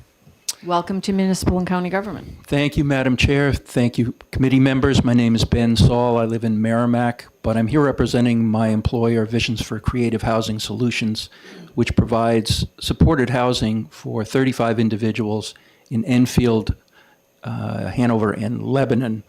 These individuals have developmental disabilities, but many of them also have physical disabilities and are medically complex. We provide residential support, medical supervision, support in the community, and supported housing. And the point that I wanted to make that's relevant here is the narrowness of the margins that organizations like ours operate on. So our sources of income are the rent that our individuals pay. They're all under 30% AMI. In other words, they're very low income. They rely on SSI. So we're getting rent payments based on their SSI benefit. We receive funding from Medicaid to pay for the services hour for hour that we provide. And then to cover the balance, we fundraise, which is approximately 12% of our operational spending.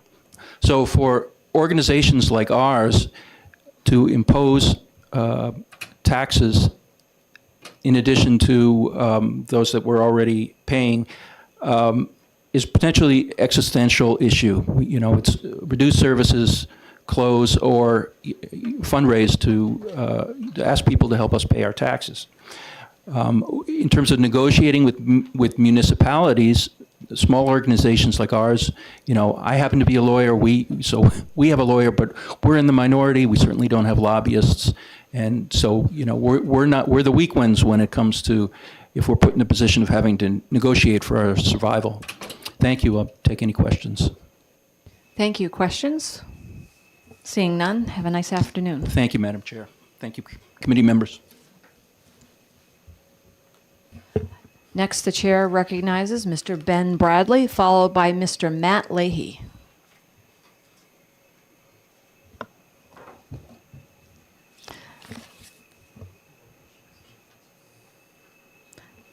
Good morning and welcome to Municipal and County Government. Good morning, Madam Chair. Thank you for the opportunity to speak before the committee. My name is Ben Bradley. I represent all 26 of New Hampshire's community hospitals as well as all specialty hospitals in New Hampshire. The Hospital Association is opposed to HB 625. We do have significant concerns about the legislation and its impact on nonprofits' relationship with local municipalities. 22 of New Hampshire's 26 community hospitals are not-profit and exempt from property taxes under RSA 72. Some nonprofit hospitals, however, have made local arrangements to make payments in lieu of taxes, otherwise known as pilots. These are decisions made at the local level with thoughtful consideration with local leaders for the needs of the municipality. We are exempt, these nonprofit hospitals are exempt from paying property taxes in return for the charitable benefits they provide to their communities. And I've attached to my testimony the 2024 Community Benefits Report that was recently published by the Foundation for Healthy Communities and the Hospital Association, which outlines in more detail these charitable contributions. We do work collaboratively in communities to assess and identify the needs of the communities through detailed community health needs assessments. These are required by the Division of Charitable Trusts in the Attorney General's office. And we also create an implementation plan to demonstrate how we intend to address those community health needs. In September 2024, the American Hospital Association published an analysis that showed the tax-exempt hospitals deliver 10 times the federal tax exemption in benefits to their communities.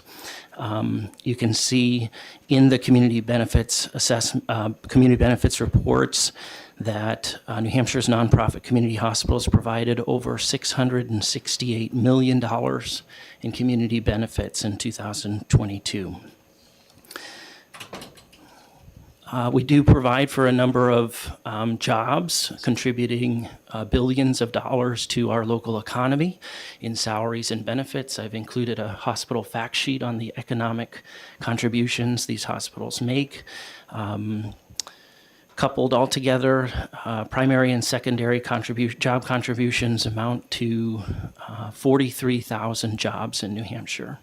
And we just believe that decisions about whether a community and a nonprofit hospital or other entity should enter in a pilot are local decisions, and ones that will be determined based on the local community needs, decision makers, and others. But there's, as has been mentioned before, there's already an ability to talk with local municipalities and work through options for how to establish pilots. And as I mentioned, some of our nonprofit members have already established those. I'm happy to take questions and answer to any comments that have already been made. Thank you. Questions? Seeing none, thanks. Thank you. The chair calls Mr. Matt Leahy. Welcome to Municipal and County Government. Good morning. Thank you, Madam Chair. For the record, I'm Matt Leahy. I'm the Public Policy Director for the Society of the Protection of New Hampshire Forests. We are a nonprofit land trust, so we own and conserve open space land all over New Hampshire.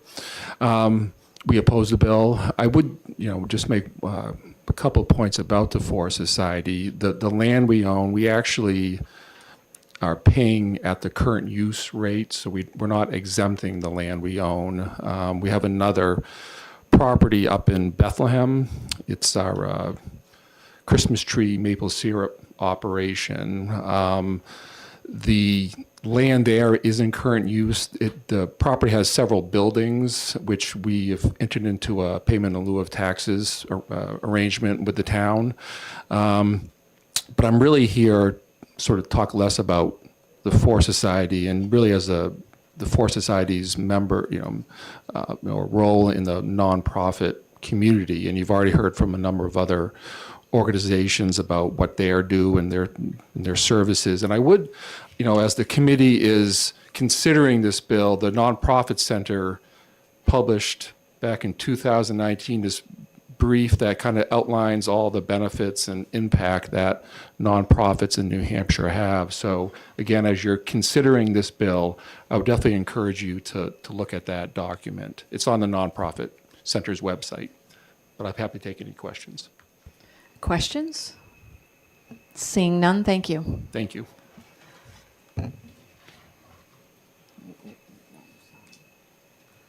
So the last pink card that I have here, I can't decipher the handwriting. It's a little bit fancy. So I think it's something Werba. Welcome to Municipal and County Government. Could you pronounce your name? Yes, my name is Maurice Werble. Maurice. I was kind of close on the last name. Thank you. I first would like to thank all of you for your time and service to New Hampshire and ensuring that we are the best place and best state in this country to raise and live and work. So thank you for your service. I am Maurice Werble. I'm the CEO of the Front Door Agency located in Nashua, New Hampshire. Our agency just recently celebrated our 38th year, providing a holistic approach to break the cycle of poverty by assisting families and individuals to stabilize, transform, and become empowered to ultimately achieve self-sustainable independence. We offer 3 main programs: transformational housing for single mothers with young children, permanent supportive housing, and a housing stability program. Today I am here to speak to you on opposition of House Bill 625. This bill, if passed, would have a significant consequence on the steps the state has taken to expand affordable and workforce housing. The Frontier Agency's Transformational Housing Program offers affordable housing and extensive supportive services to single mothers with young children as they progress through the continuum of care and become self-sustaining members of our community. To do this, we own 4 properties and charge rental rates of less than $450 a month so that our moms can create stability for their families and attend educational or job skill training programs, again, with the ultimate goal of achieving sustainable independence. We currently take a loss on these programs and fundraise accordingly because we know that through our 36 years of history, this program works. In addition, we have a portfolio of 3 properties offering permanent supportive affordable housing to those most vulnerable, providing 48 total units. Rents charged are between $800 and $1,100 a month for studios to 3 bedrooms, and we offer supportive services to the families residing there as well. With the average rental rate in Nashua exceeding $2,300 for a 2-bedroom, levying a property tax on nonprofits offering this service would only reduce the affordable housing inventory in our state. In the last 6 months alone, our agency, through our Housing Stability Program, saw a 233% increase in the number of requests for rental and utility assistance. The Frontier Agency is a business, and we oppose this bill because it represents an unfair tax on our industry with severe consequences for municipalities in the state.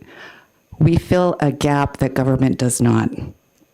At a time where nonprofits are facing severe challenges with higher demand, potential cuts in federal funding, this is not a time to add an additional burden in which will affect those we serve, that we're in business to serve. Thank you. Thank you. Questions? Seeing none, thank you. Thank you. So that represented my last pink card. So I will ask, is there anybody present who wishes to speak on the bill who has not yet had the opportunity to do so? Seeing none, the chair now recognizes Representative Gilman to report out the blue sheets. Thank you, Madam Chair. On the remote sign-in, we had 22 in support and 534 opposed. On today's blue sheet, we have 3, 4, and 8 against. Thank you. And with that, I will close the public hearing on House Bill 625.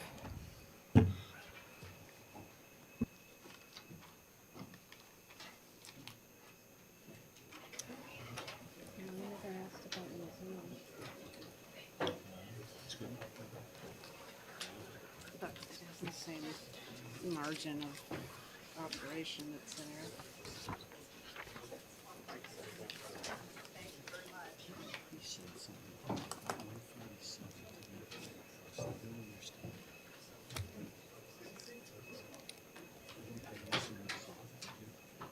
I have not looked at it.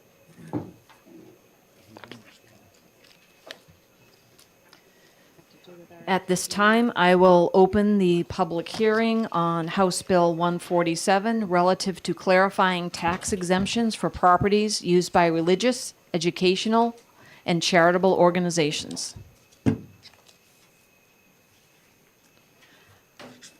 The chair recognizes Representative Mooney to introduce her bill to us today. And good morning and welcome to Municipal and County Government. Thank you very much, Madam Chair, and good morning to you, and good morning to members of the House Municipal and County Government Committee.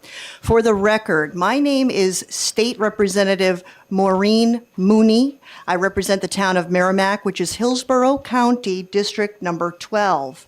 I'm the prime sponsor and in support of House Bill 147, an act relative to clarifying tax exemptions for properties used by religious, educational, and charitable organizations.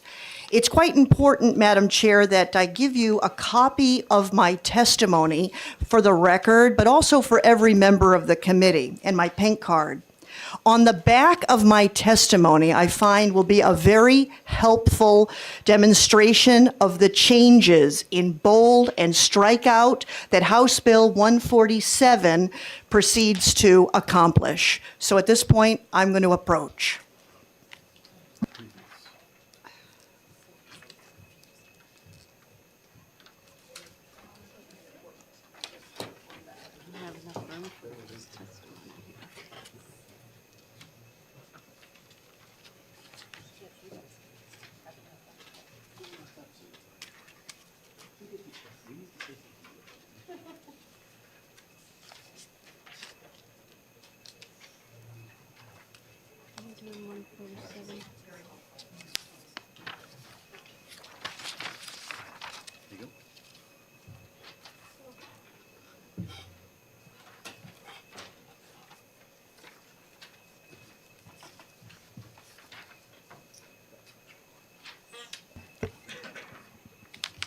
You may proceed.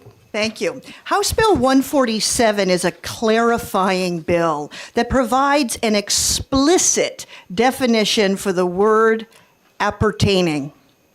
It has been brought to my attention that the term appertaining can and has been interpreted in various ways when it comes to determining lots and buildings used for religious, educational, and charitable purposes.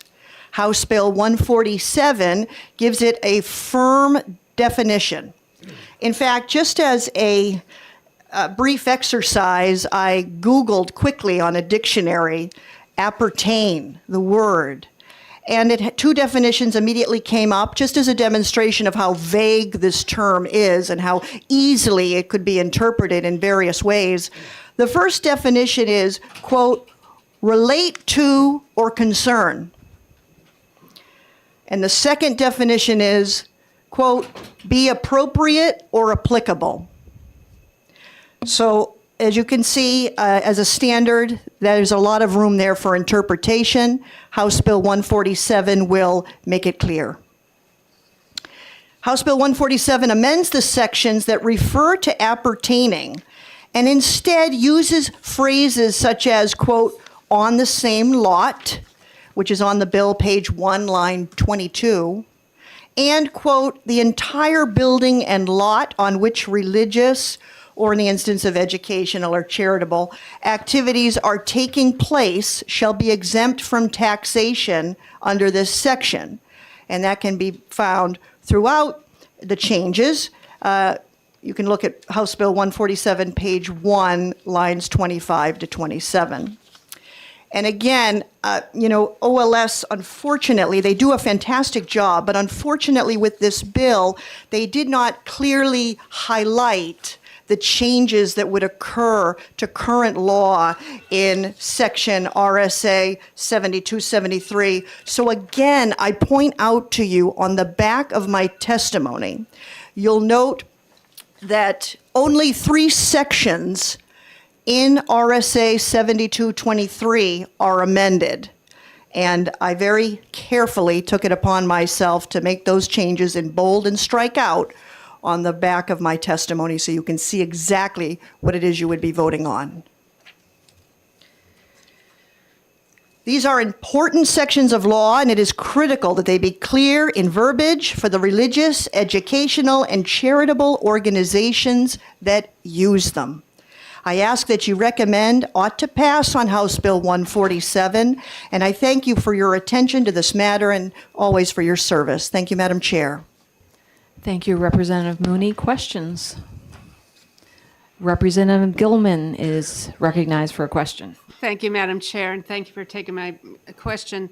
I should have asked this actually on the last bill, but I'm going to ask you too because of the definition change. How does this apply to museums and their properties? They're not educational, or they're not defined. Thank you for that question. It's a good one. I would say that this bill and this section of law is relevant to religious, educational, and charitable organizations. So whether or not a specific museum would be classified as perhaps educational or charitable, in that instance, this would apply to them. But without that classification, I'm not sure what it would be classified as. But that's my best take on your question. Sure. Further questions? Representative Majori. Thank you, Madam Chairwoman, and thank you, Representative, for taking my question. And I certainly appreciate clarifying language to clear things up, which goes to my question in line 25. For the purposes for which they were established, couldn't that also be ambiguous or interpreted in different ways? So then the second part of that is, could that phrase be eliminated? Thank you for that question. I would start out by saying that's current law that you quoted. And my bill intends to clarify and flesh out, so thus the next sentence is the clarifying factor there. Whether or not those words are necessary any longer, I don't know. I don't have an opinion on that at this point because my focus was adding the next sentence. And also my focus was to keep the law intact as much as possible with adding clarifying words. Sure. Additional questions? Seeing none, thank you. The chair will call Father Trainer, followed by Mr. Jim Michaud.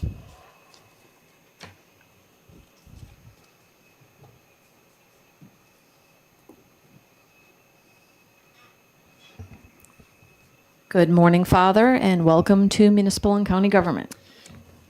Thank you, Madam Chairwoman. Appreciate it. My name is Father Rory Trainer. I serve as the Associate Pastor at St. Peter Parish in Auburn, as well as St. John the Baptist Parish in Suncook. On behalf of the Roman Catholic Diocese of Manchester, I come before you today to support House Bill 147. In my time in ministry, I've seen how our churches operate on the front lines, offering food and financial and other assistance to the most vulnerable in our New Hampshire communities. Our pastors collaborate with local officials and others in the community to meet the most basic human needs, from feeding the hungry, clothing the naked, and providing shelter and care for the homeless. And while our local day-to-day interactions are largely collaborative, we have experienced challenges in a number of municipalities consistent with the description found in the purpose and findings of House Bill 147. I'm here just to speak to one example in our parish where the wooded area of our cemetery that is preserved for the future use of the cemetery has been subject to taxation. You'll find additional examples experienced throughout the diocese in the written testimony I will present, as well as information about the time and expenses this has had on our communities. The Catholic Church has and will continue to serve individuals in need because we are disciples of Jesus Christ. But the ambiguity of the existing law is posing challenges to our ability to continue to serve at the current level. And a decrease in the level of contribution and services by houses of worship and other organizations impacted by the ambiguity in the current law undoubtedly would increase pressure on local and state governments to make up the gap. It also causes the risk of uncertainty for small organizations and locations such as our parish in Suncook. For these reasons, we respectfully urge the committee to recommend to pass House Bill 147. I have here the testimony, or rather a statement from the Chancellor of the Diocese, and I'll read it to you. Dear Representatives, as the Chancellor of the Roman Catholic Diocese of Manchester, and on behalf of Bishop Peter Labashi, I write to support House Bill 147, which seeks to clarify tax exemptions for properties used by religious, educational, and charitable organizations. With churches, schools, and cemeteries in municipalities from Errol to Exeter and from Hanover to Hampton, our ministries have extensive experience working with municipalities across the Granite State.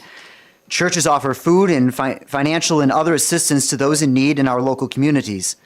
Our locations serve as polling places. Pastors collaborate with local officials and others in the community to meet the most basic human needs, from feeding the hungry, clothing the naked, and providing shelter and care for the homeless.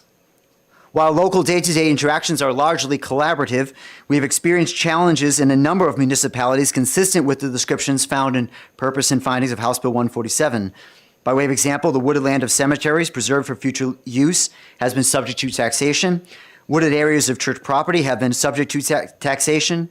Individual rooms of rectory, a rectory, the living space for a Catholic priest assigned to a church, have been questioned as to whether they are directly used for religious purposes. Documents requests from municipalities in the last 2 years have been extensive and specifically related to the issues addressed in House Bill 147. By way of example, after the diocese filed a timely Form A9, a municipality sent a notice that additional information was needed, including a, quote, further description of the religious services, unquote, and parish meetings and religious education at a church, and to indicate how the open grassy portion of a property is used and occupied for religious purposes, unquote. Responses to these requests from municipalities are time-consuming and can be expensive. We believe the Catholic Church is the largest non-government provider of charitable services in New Hampshire. The Catholic Church has and will continue to serve individuals in need because we are disciples of Jesus Christ. But the ambiguity of the existing law is posing challenges to our ability to continue to serve at the current level, and a decrease in the level of contribution and services by houses of worship and other organizations impacted by the ambiguity of the current law undoubtedly would increase pressure on local and state governments to make up the gap. Houses of worship and charitable organizations across the state provide indispensable assistance to the elderly, ill, poor, and vulnerable in New Hampshire. The ambiguity in current law causes expenses and uncertainty for those who are exempt as well as for municipalities. For these reasons, we respectfully urge the committee to recommend ought to pass House Bill 147. Thank you for your consideration of our testimony and for your service to the people of New Hampshire. Sincerely, Meredith P. Cook, Esquire, Chancellor. Thank you, Father Trainer. Would you happen to have copies of that? Did, yes, they were passed around, or they should have been. Okay. So. Questions for the Father? Seeing none, thank you.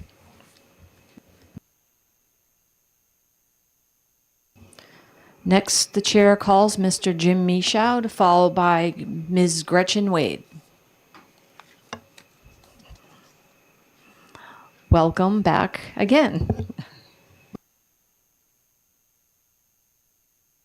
Thank you, Madam Chair and committee members. My name is Jim Michaud, Chief Assessor for the Town of Hudson. My comments here are intended to be neither pro nor con. They really talk about technical aspects of the bill, and my comments don't necessarily reflect the views of the Hudson Board of Selectmen. They have not voted on a position on this bill. Much of the handout that I've given you about 9 pages or so, goes back and looks at the prior legislative history of this statute. The general court in this session has 10 plus bills that deal with this statute. Many of them are today in front of this committee. There's one in front of, I don't know why, House Ways and Means, and there's a 2 that we know of at least in the Senate. So there's a lot of activity on this statutory area. The arrival of these bills has primarily arisen due to a lot of expected reaction from institutional stakeholders. This reaction is primarily based upon municipalities' legal compliance with existing laws and rules, said compliance efforts directly attributable to the Board of Tax and Land Appeals, BTLA decisions over the last 2 to 3 years, New Hampshire Supreme Court decision, as well as stated direction from the Assessing Standards Board, as well as that from the DRA. The gamut of the bill proposals bring us back some 30 years ago when the last significant changes to RSA 72:23 arose from a very well-represented study commission that worked in reconciling the then language of RSA 72:23. The bill language, some in House Bill 147, actually represents a return to how the language was, at least in material ways, back some 30 years ago, as the bill history shows us. The changes from 30 years ago were intended to, and I quote from the House Journal, close loopholes and protect against abuse. And they were made after a 2-year effort, again, from an institutional tax exemption study committee. The chapter law from 30 years ago specifically brought into the law the very words that this bill, 1147, once stricken, quote, and the lands appertaining to them owned, used, and occupied directly. So folks that were here in these seats some 3 decades ago spent 2 years and ended up adding that language for the reasons as stated. In regards to House Bill 147 itself, the bill states in the purpose and findings that the word directly is not utilized in the charitable portion of RSA 7223.5. That's not an accurate reading of the current law. All of the non-governmental owned property, educational, religious, charitable, all use the words directly in their context. I've attached a blended version to my testimony of the current applicable provisions of the RSA so one can see where the changed language is, where it's stricken and where the language is added. The bill language does present some possible problematic scenarios. So an otherwise qualifying charitable entity buys the Mall of New Hampshire and uses some of it for charitable purpose. According to the tenets of this bill, they could then qualify for the rest of the building as being exempt. Now, that's obviously a ridiculous example, but if it can happen because of the language, then it could happen.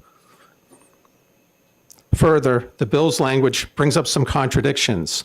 You can't have statutory language that reads owned, used, and occupied as criteria, and then exempt the whole building as if it's not applicable. This bill raises more questions than it does solve. New Hampshire municipalities have numerous buildings that have a charitable entity owning the entire building and lot, and they have split up spaces. Some is used for charitable, some are used for commercial, and they pay a proportionate share in property taxes for the non-exempt use. If the cited number of examples did occur exactly as written, and a municipality's governing body is not applying the laws correctly, there already exists multiple avenues in statute to address this alleged errata. BTLA, Superior Court, the AG's office, the DRA can launch an inquiry, etc.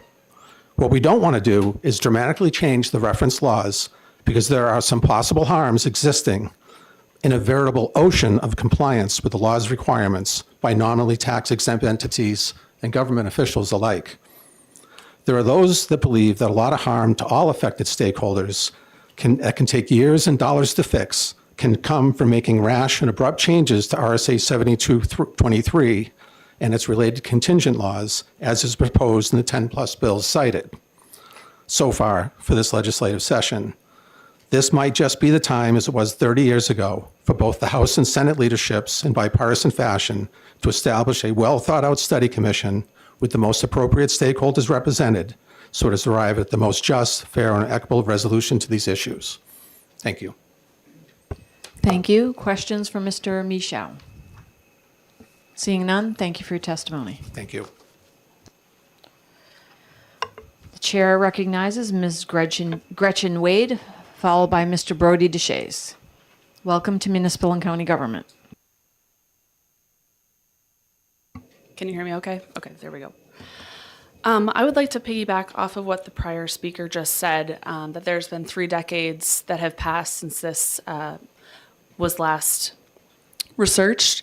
And unfortunately, there have been 3 decades of litigation on figuring out what exactly this ambiguous statute is meant to say.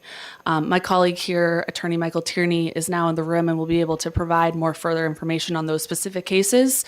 However, I'm here to address and support this bill because unfortunately, this language is not only ambiguous for the individual property owner, but it is also ambiguous for the town. And whether or not the town has decided to initiate litigation or the individual who has the tax assessed against them, otherwise it is a cost. So whether or not, as another prior speaker had mentioned, unburied persons area of a cemetery is taxed differently, where obviously individuals have not died, but then will eventually be buried. But the town then also has unburied persons area in their cemetery and are not taxed on that. So looking through the entire statute of 7223, municipalities, charitable organizations, educational organizations, and religious organizations all have to go through a little bit of a different test. And this bill would put everyone on the same playing field. So whether or not the town has a cemetery where there are unburied persons, where there's open ground for future individuals, and a religious organization that has a cemetery where there's ground where there are unburied individuals, this would put them on the same playing field. So to the extent that the committee has any questions, I would ask you to support this bill. Thank you. Thank you. Questions? Seeing none, thank you. Thank you. The chair calls Mr. Brody DeShays, followed by Representative Julie Miles.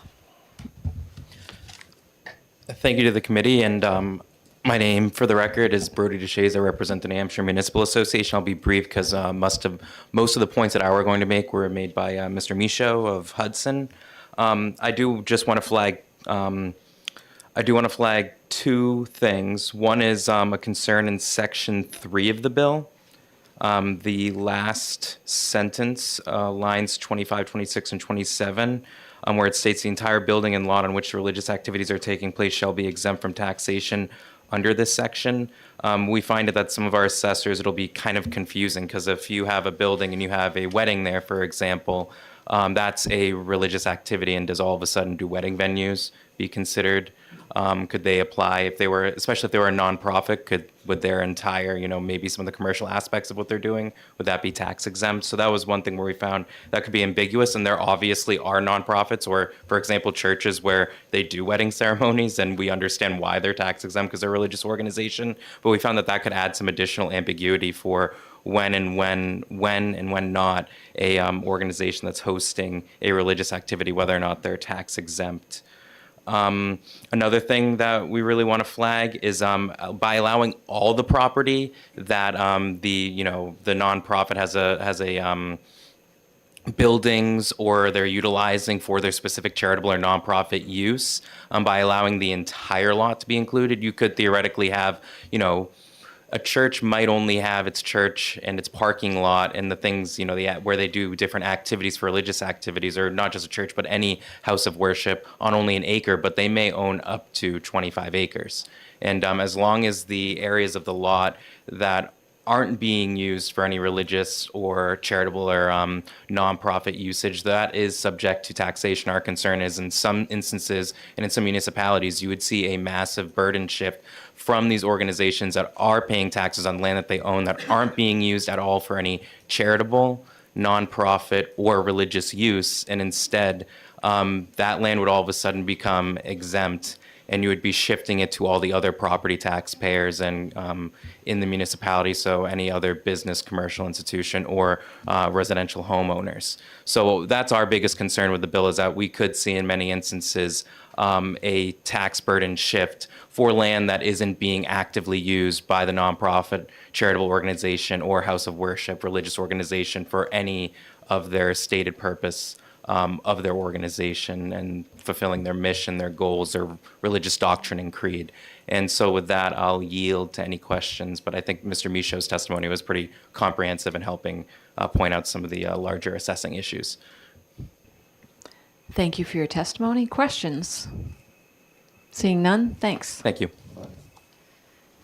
Next, the chair recognizes Representative Miles. Welcome to Municipal and County Government. Thank you, Madam Chairwoman. Thank you, members of the committee. My name is Representative Julie Miles, and I represent the town of Merrimack. I am a co-sponsor on this bill, and I'm here today to voice my support for House Bill 147 because it is a matter of fairness, clarity, and good governance for municipalities. Too often, towns are left dealing with unclear or inconsistent policies that create confusion, unnecessary disputes, and financial strain. This bill helps ensure that local governments are not put in a position where they have to guess at how certain properties should be taxed or face legal battles over unclear exemptions. It provides much-needed consistency and predictability, which is exactly what municipalities and their residents need. Without this bill, we could see towns caught in costly legal challenges, local organizations facing unexpected tax burdens, and communities losing out on services that these organizations provide. Uncertainty in tax policy can divide communities and strain relationships between municipalities and the people they serve. House Bill 147, the goal is about keeping things fair and clear for everyone involved. It ensures municipalities can focus on governing, not litigating, and that organizations doing important work in our communities are treated consistently. I urge the committee to support House Bill 147 and help us avoid unnecessary conflicts, hurting both towns and taxpayers. Thank you. Take any questions, but... Thank you, Representative Miles. Questions for the representative? Seeing none. Oh, Representative Grund. Thank you, Madam Chairwoman. So just a clarification. So we heard earlier that there was a concern about gambling charitable organizations being part of a building that's much larger than itself. Can you comment as to how you feel that fits into this bill? I think a simple amendment with a clarifying statement regarding that would be suitable. Further questions? Seeing none, thank you. So the final and last pink card that I have is Mr. Michael Tierney.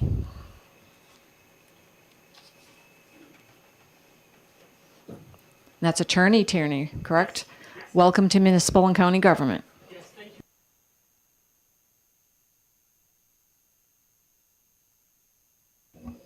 Thank you. Thank you for having me. Michael Tierney. I am an attorney in Manchester. I've represented dozens of entities, both municipal entities, as well as religious entities, as well as charitable entities, as well as educational entities, all 4 different categories in different cases over the years.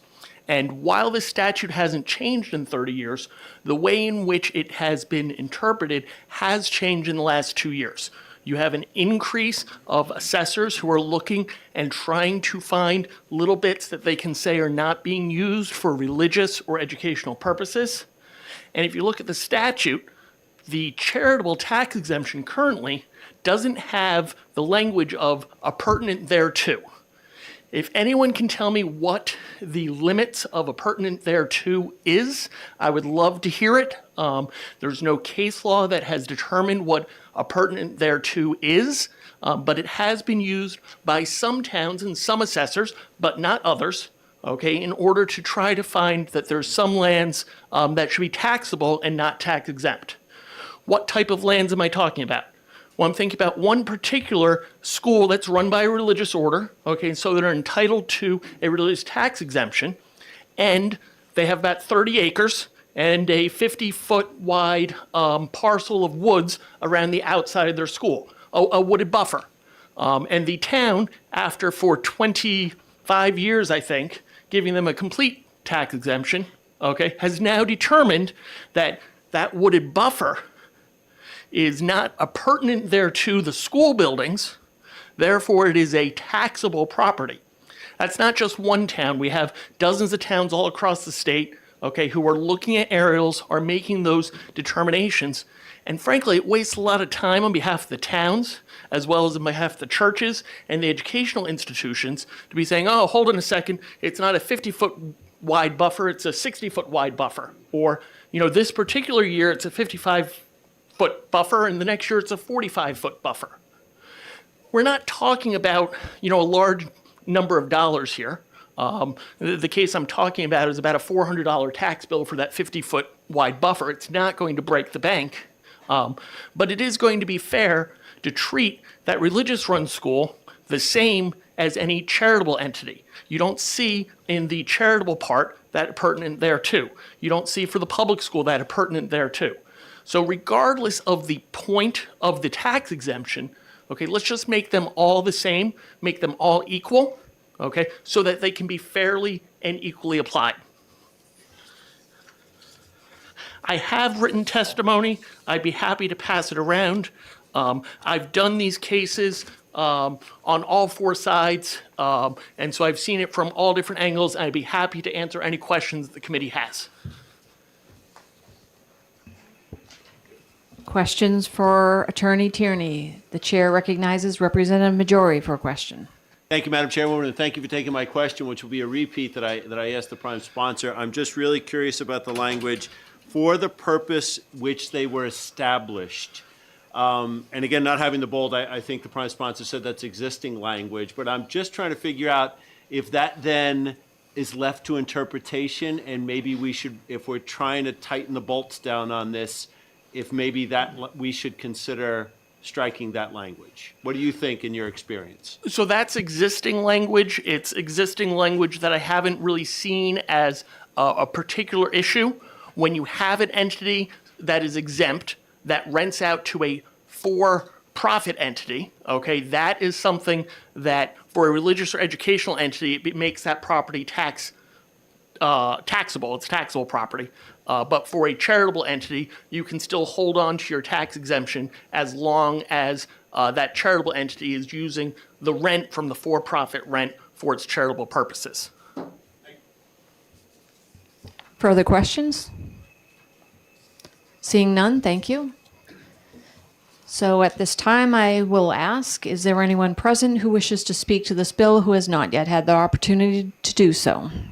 Seeing none, the chair recognizes Representative Gilman to report out the blue sheets. Thank you, Madam Chair. On the remote sign-in, we had 8 in support and 10 opposed, and 1 neutral. On today's blue sheet that's signed in, we have 1 neutral, 5 in support, and 1 opposed. Thank you, Representative Gilman. And with that, I will close the public hearing on House Bill 147.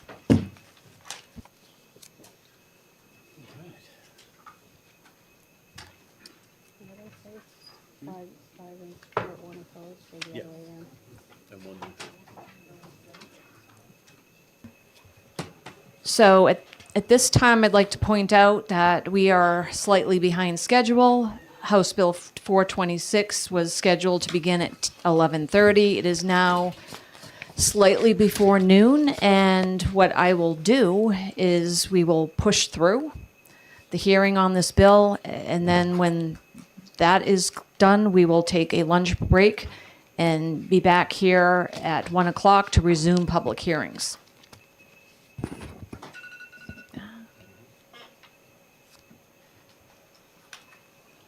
When the clerk is set up, I will open the public hearing.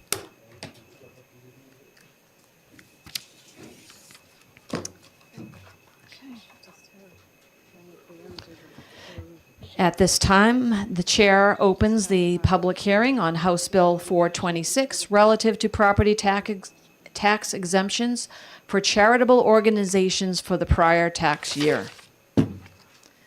The chair recognizes Representative McDonald to introduce the bill. Thank you.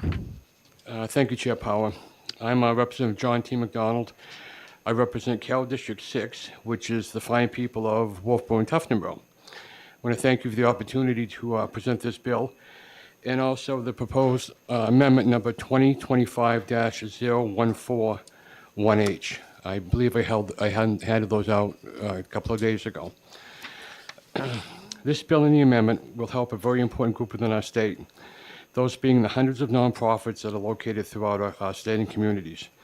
Nonprofits provide the educational, health, and social services that our citizens need, want, and deserve. Nonprofits fill the void which our local municipalities and state cannot provide for. I'm not going to name all the nonprofits that serve our communities and state. I'm sure after sitting here for the past couple of hours, you've got a good idea of the number. Local nonprofits help make our communities stronger by the participation of hundreds of volunteers. The volunteers experience fellowship, companionship, social interaction, and most important, feelings of contributing to a goal and the accomplishments of the nonprofit. Last session, I introduced a bill that would allow the Board of Selectmen to ensure that they could accept late filings from nonprofits based on accident, mistake, or misfortune. This bill was passed by the New Hampshire House, Senate, and eventually signed into law by the governor with an effective date of April of 2025. And that's for reference, that's RSA 72:23V1. Prior to the passing of that bill, I was unaware of any accepted reason a nonprofit could give to prevent the late filing penalty, causing the nonprofit to pay their full tax bill. For example, prior to this legislation being passed, a nonprofit could go to a post office, put it in the mail on, say, on a Wednesday or Thursday, ask for one-day delivery on, say, around May 29th. The mail goes out, it's on a weekend, so now the town doesn't go to the mailbox until June 2nd.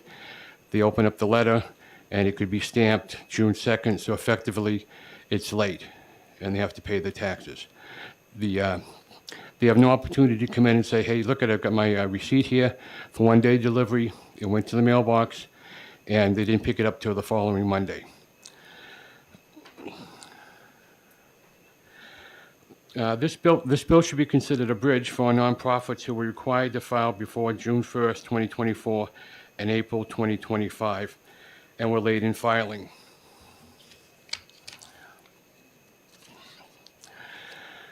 This bill will allow nonprofits the opportunity to justify the lateness being due to accident, mistake, or misfortune before their elected Board of Selectmen to ask for an adjustment on the property taxes, and if denied, they may then appeal to the Superior Court or the Bureau of Land and Taxes.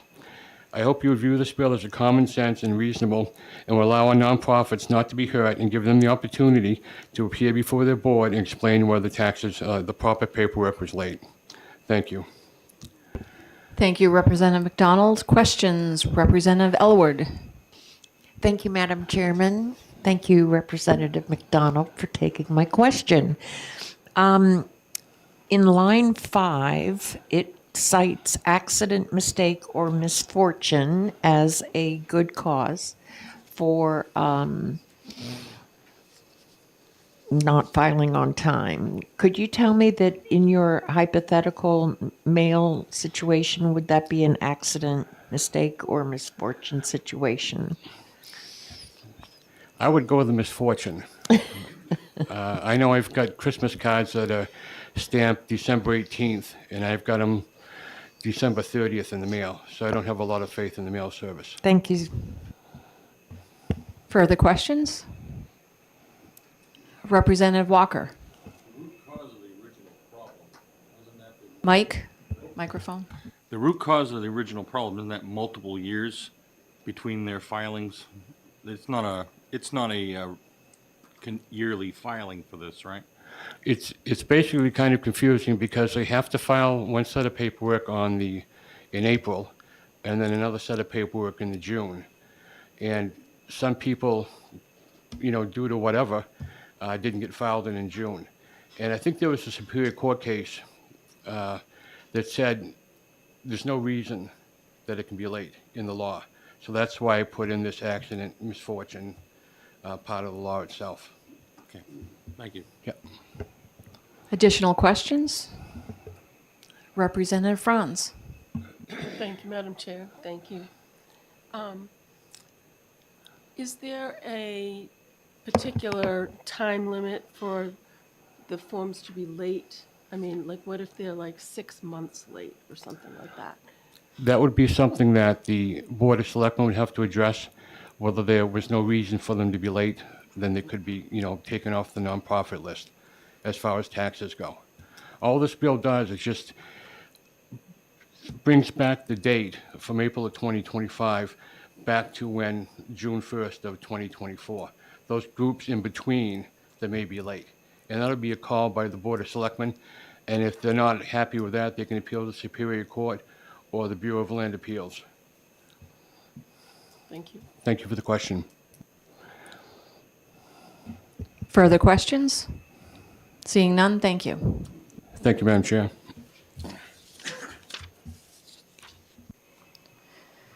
Next, the chair recognizes Mr. Andy Mako, followed by Mr. Jim Michaud. Welcome to Municipal and County Government. Thank you, Madam Chairman and members of the committee. I'm going to give you an example of how this goes wrong. My name is Andy Mako, and I'm the chairman of the board of the Wright Museum in Wolfboro, New Hampshire. We've been a nonprofit organization for 30 years with property in Wolfboro, and as a result, we're a nonprofit that has real estate presence. We have to file an A9 and an A12 every year, and one is due in April and one is due in June. Until a year ago, when HB 1055 was passed and amended RSA 7223, there was no provision at all for a late filing due to accident, mistake, or misfortune. The museum is a small organization whose mission is to provide a vivid perspective on the profound and enduring impact of the World War II experience on American society. The museum has 3 full-time staff and several part-time seasonal staff. The museum filed its A12 correctly for many years.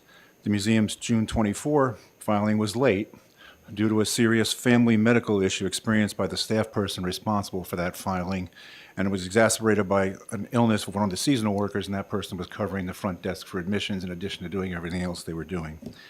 As it has for several years, the filing only contained a listing of board members since our financial statements were not available by the due date.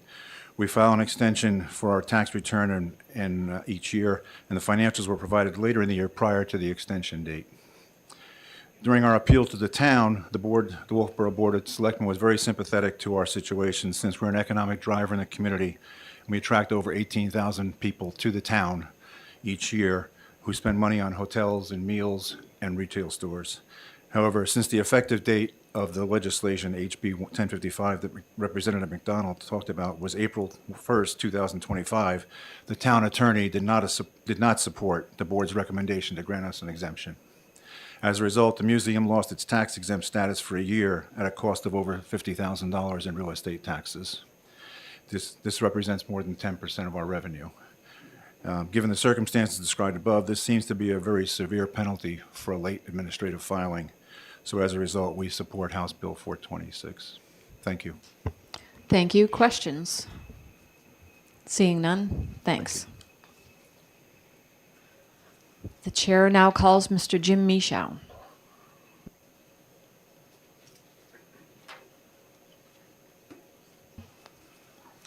Good afternoon. Thank you, Madam Chair and committee members. For the record, Jim Michaud, Chief Assessor for the Town of Hudson. I come before you with really some questions about this bill. I first want to point out I'm not an attorney, but my written testimony speaks to a possible unconstitutional provision with this bill. New Hampshire Constitution, Part 1, Article 23, retrospective laws prohibited. Retrospective laws are highly injurious, oppressive, and unjust. No such laws, therefore, should be made, either for the decision of civil causes or the punishment of offenses. The applicable law was effective for April 1, 2025. It was not applicable for April 1, 2024. I don't know that a law can reach backwards to unspill the milk. I think the Constitution says you can't. Further, I'll point out another issue. There are communities where the taxpayer or the entity has appealed to the BTLA. BTLA has agreed with the law. There is no exception for April 1, 2024 on the late filing of the A12. So the BTLA has supported the law. The BTLA has supported the municipal assessing official's decision. And now a decision's been made, correct, you can't go backwards. So you pass this law, you have communities that have to make a choice. Do they fall afoul of the BTLA judicial decision, or do they follow this law? That really presents a conundrum.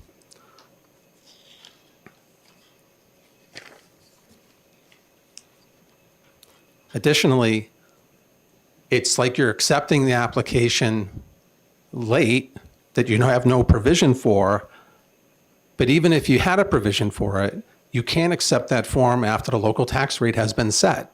That's set out in law. Well, all the tax rates for 2024 for almost all the communities in the state has already been set. So how can you accept something late for which the tax rate's already been set? It presents a problem. It also presents a problem about precedents. What other bills are we going to see? They're going to retrospectively change, I don't know, a ZBA appeal deadline, a planning board appeal deadline.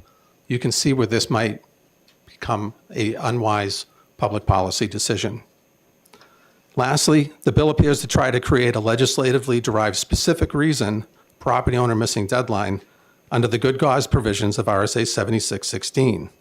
Good cause is a recognized legal term that is used in this and other New Hampshire statutes. The judicial system has enumerated in case law a very few 4 limited reasons for abatements, and they are on the BTLA municipal abatement application. None of them say, I missed the deadline. So I'm going to rest my testimony. The written testimony goes into a little bit more detail, and I'll take any questions. Thank you. Questions? Seeing none, thank you. Thank you. And the last pink card that I have is Mr. Salvatore Prizio. Welcome to Municipal and County Government. Good afternoon, Madam Chair, and everybody. Thank you for the opportunity to provide testimony in support of House Bill 426, which would allow nonprofit organizations to receive property tax exemptions retroactively. My name is Salvatore Prizio. I'm the Executive Director of the Capital Center for the Arts, a nonprofit performing arts venue located here in Concord. Additionally, I currently serve on New Hampshire's Center for Nonprofits Policy Committee. As one of the state's largest cultural institutions, the CCA has been a cornerstone of New Hampshire's creative economy for over 30 years, hosting thousands of performances, educational programs, and community events annually. Our mission is to not only entertain, but to enrich lives of our communities through the arts, education, and cultural experiences. Last year alone, we welcomed over 100,000 patrons to the community of Concord, and our story is just one of hundreds across every town and city in the state. Much like prior testimony we heard today, Capital Center for the Arts is a living example of how this bill can affect an organization. To date, we've filed our property tax exemption forms on time and without issue for 30 years in a row. In 2024, we filed Part 1 of the exemption on time. The second part was filed no more than 5 days late due to extenuating and reasonable circumstances that were beyond our control. Despite our best attempts to settle this matter locally, we have not been successful, and we are now appealing our case before Superior Court for a late property tax filing. And while I can understand and adhere to the rules and regulations, the strict and non-flexible deadline can prove to be destructive for organizations like ours. There was no fine, there's no consideration for it, just a tax bill for the total value of our properties, which for this year will be $150,000. I would certainly hope that we can appreciate the challenges that an unexpected $150,000 bill would be to any organization. The results of these challenges will divert funds away from our essential programming, educational initiatives, and community partnerships, directly impacting our ability to serve the people of New Hampshire. Allowing retroactive property tax exemptions under HB 426 would provide financial flexibility to nonprofit organizations and recognize the vital role we play in our communities. This legislation would not only honor the intent of the current laws governing nonprofit exemptions, but would also align with New Hampshire's commitment to fostering a thriving nonprofit sector. I would say, too, that as of 2022, arts and culture have provided $3.4 billion of economic activity for this state, and which, by the way, is tied with the construction industry. Arts and culture provide over 21,000 jobs for New Hampshire, and we seek a sensible policy for an industry that is so vital to our community. On behalf of the CCA and the New Hampshire Center for Nonprofits and the communities we serve, I urge you to support HB 426 and ensure that nonprofits across our state can dedicate their resources to the mission that make New Hampshire a vibrant and compassionate place to live. Thank you for consideration, and I'm open to any questions. Thank you. And questions? Seeing none? Okay. Thank you. So that was my last pink card, and I will ask, is there anyone present who wishes to speak to this bill who has not yet had the opportunity to do so? Seeing none, the chair will recognize Representative Gilman to report out the blue sheet. Thank you, Madam Chair. On the remote sign-in, we had 5 in support and 4 opposed, 1 neutral. And on today's blue sheet, we have 1 neutral and 2 in support. Thank you, Representative Gilman. And with that, I will close the public hearing on House Bill 426. So at this time, we have recovered from our schedule. It is now 12:15, and we will take lunch and be back here at 1 to resume our public hearings.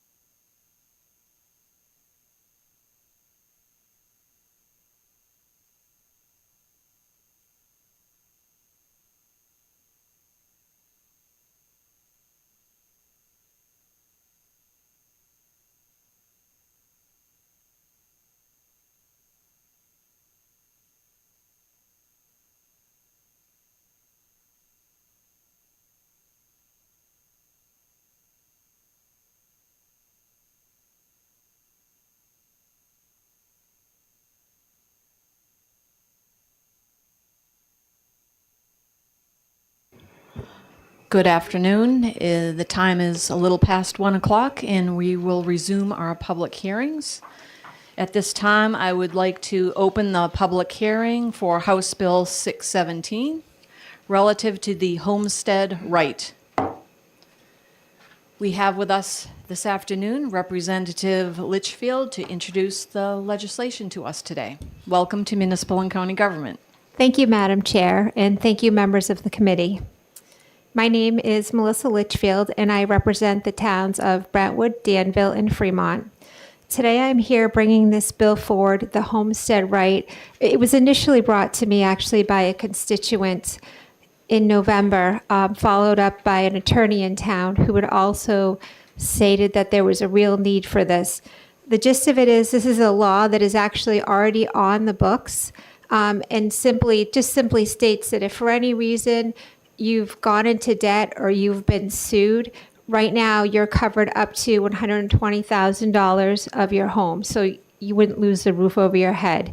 If you're married, that doubles. The problem is that this law hasn't kept up with the market value of the homes.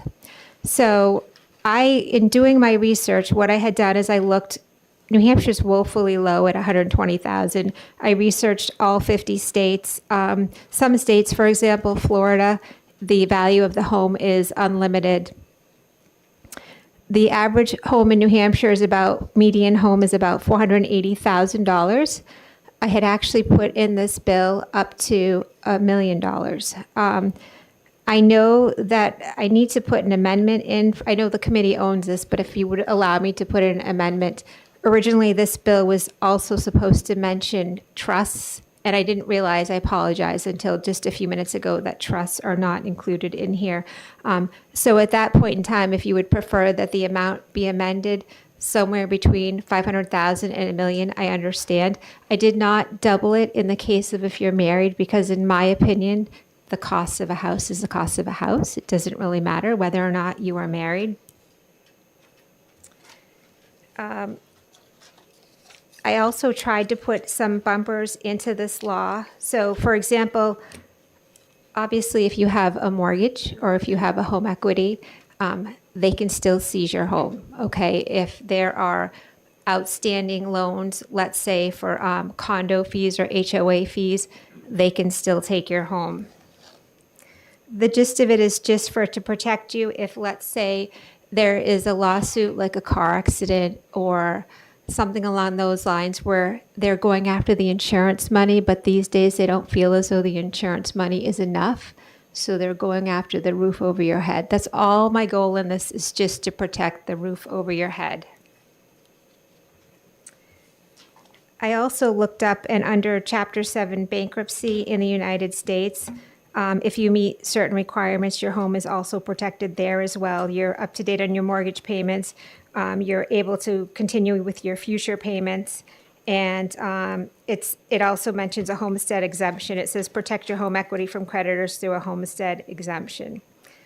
If I may, really quickly, I had an expert witness that was supposed to be here, which was an attorney in our town. And unfortunately, he was unable to make it today. So I just wanted to share with you very briefly, members of the committee, I am providing this testimony in support of increasing the homestead exemption. As the prices of homes have exponentially increased, the homestead exemption has not correspondingly kept up, thus exposing homeowners to judgment creditors. It has been my experience that over the past 5 years, the growth of certain plaintiffs' law firms, often based outside of New Hampshire, that can often be found on billboards or television ads, has also resulted in claims and lawsuits that threaten homeowners. In the past, those representing plaintiffs would be satisfied with going after insurance and would not seek to attach and go after someone's home to satisfy their claim. As homeowners have seen an acceleration in their home values, this has led to certain firms using this equity as a way to leverage greater monetary awards. The following are a couple of examples of this from my civil defense law practice. I had a recent case involving a collision between two skiers on the slopes. Objectively, this was not a situation involving reckless conduct, but rather was an accident between two individuals whose path intersected, resulting in a collision. Unfortunately, one of the skiers was hurt, and as often happens, a lawsuit followed. In this case, the person was sued, had a home, and because of the threat that this home would be sold to pay off for the judgment, a greater settlement was leveraged by the plaintiff's attorney. And then it goes on to mention how the homeowner had an elderly and ill parent who he needed to take care of, leading to an unenviable situation. So the person actually settled for more, so they wouldn't go after their home. He said, "While I support the bill's increase to $1 million, I do think that an amount between $500,000 to $1 million would be reasonable, given that homeownership is something that everyone works and strives towards. The equity of this one asset deserves greater protection in New Hampshire." And then also I have submitted from the constituent a letter too that you can look at in your free time to take a look at. And I think that's it. I also just wanted to let you know, the only reason why I don't have a plethora of co-sponsors on here is simply I put the bill in right after the election. We had that tight squeeze with OLS, and there was I think we all kind of felt the growing pains with OLS this time around. So that's simply all it was. It was just didn't have a chance. Thank you, Representative Litchfield. Are you open for questions? Yes. Questions for the prime sponsor? Oh, Representative Majori? Thank you, Madam Chairwoman, and thank you for taking what I hope is a really easy question. Why the effective date a year out, 26? Any real reason for that? No. Okay. I just didn't know if there was any provision of law which said we need to wait another year. No. In a perfect world, honestly, I would love to make it effective in 60 days, but I was just trying to give time for everybody to get the laws changed and updated. That's all. Further questions? Seeing none, thank you. Next, the chair calls Representative Gearson.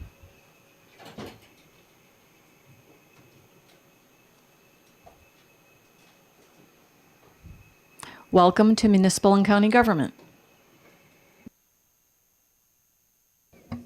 Thank you, Madam Chair, honorable members of the committee.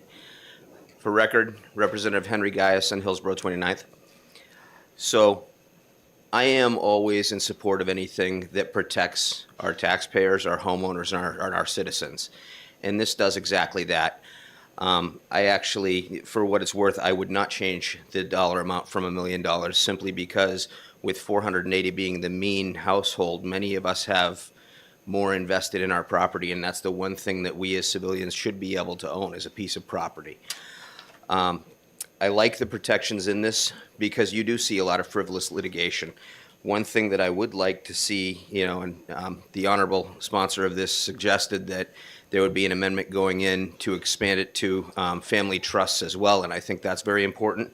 One other thing I would like to see possibly removed from this is line 27, domestic support obligations, because I have seen frivolous lawsuits for alimony and child support cause foreclosures of houses. And while I do believe that it's an obligation to take care of kids, I also believe that frivolous litigation to go after somebody's home is exactly that. It's frivolous and it causes homelessness, which will impact their ability to support their child or support that alimony.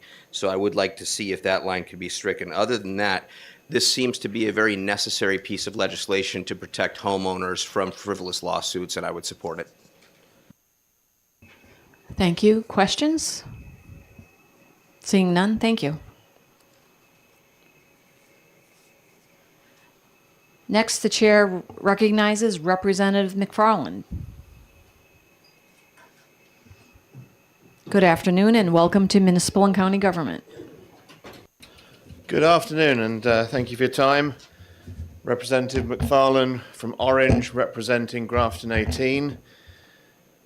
I, first of all, if you bear with me, just want to give a quick disclaimer. This testimony represents my views and the views and interests of my constituents in Grafton 18, and my testimony is not made on behalf of any private employer, nor should it be construed to represent the views of any of my employers. I'm here to speak in support of House Bill 617. I think that you've already heard most of the arguments that I could make, and I do believe that the adjustment in the value here is overdue and well warranted. And I think it protects the interests of our constituents and achieves a balance between the ability of creditors to obtain the repayments that they are due. The language in the bill, I've heard some people comment on it, and I have observed that that language is not in fact, does not in fact act in the way that some have interpreted it to act. It strikes a very good balance, I think, and has provisions in there that would not result in the parade of horribles that I think some of you may have heard. Nevertheless, I think the other arguments, as I said, have already been made, so I yield to any questions there may be. Thank you. Questions? Seeing none? Thanks. Thank you. And the last pink card that I have is Mr. Charlie Russell, Attorney Russell. Welcome to Municipal and County Government.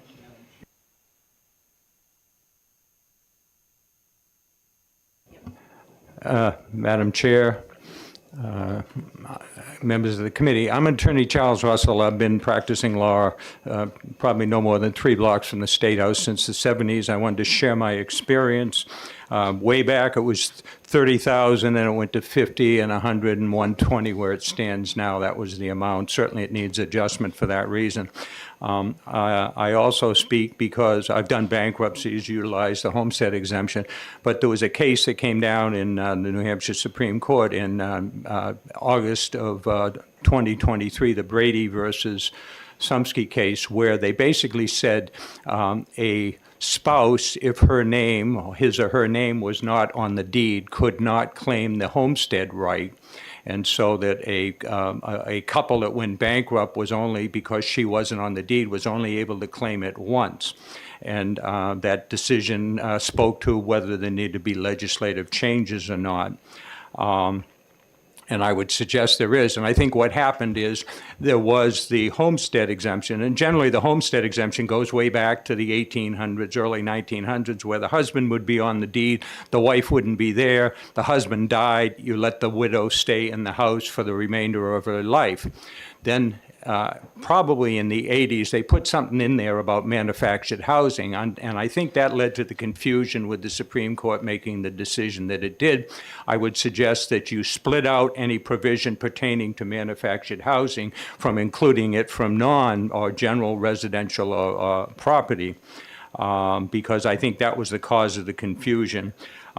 Looking down at the bill, I would suggest in bankruptcy, if somebody makes a claim of a homestead exemption and then they subsequently sell the property, that homestead exemption extends onto the money that are the proceeds here. The treatment in this bill was you give somebody 6 months to reinvest that money. I would suggest, given the current difficulties in finding houses to buy, you may want to make that 12 months as opposed to 6 months and take that. That is in section 2. Further down, I would indicate the current language says the homestead exemption doesn't apply in the collection of taxes. I would suggest you be more specific. I believe that should apply to what's called property taxes and not taxes from some other source. Like I know in bankruptcy, federal income taxes are pretty much treated like any other creditor bills. As to medical debt, I would suggest that's an appropriate situation. I'd also say there's a provision that talks about basically when you get a mortgage, you don't get the mortgage unless you waive your homestead right. So that basically the mortgage would take first position. So when it uses a language which is made a charge if the homestead right has been waived in the mortgage, that language would clear it up. I've also had experience on the sheriff's sale provisions in the language there. I've actually used that in a case probably in the last 10 years. And basically that reflects a policy that a person's homestead right takes precedent over somebody's bills. And you can't oust somebody in an era with a lot of homelessness and everything else.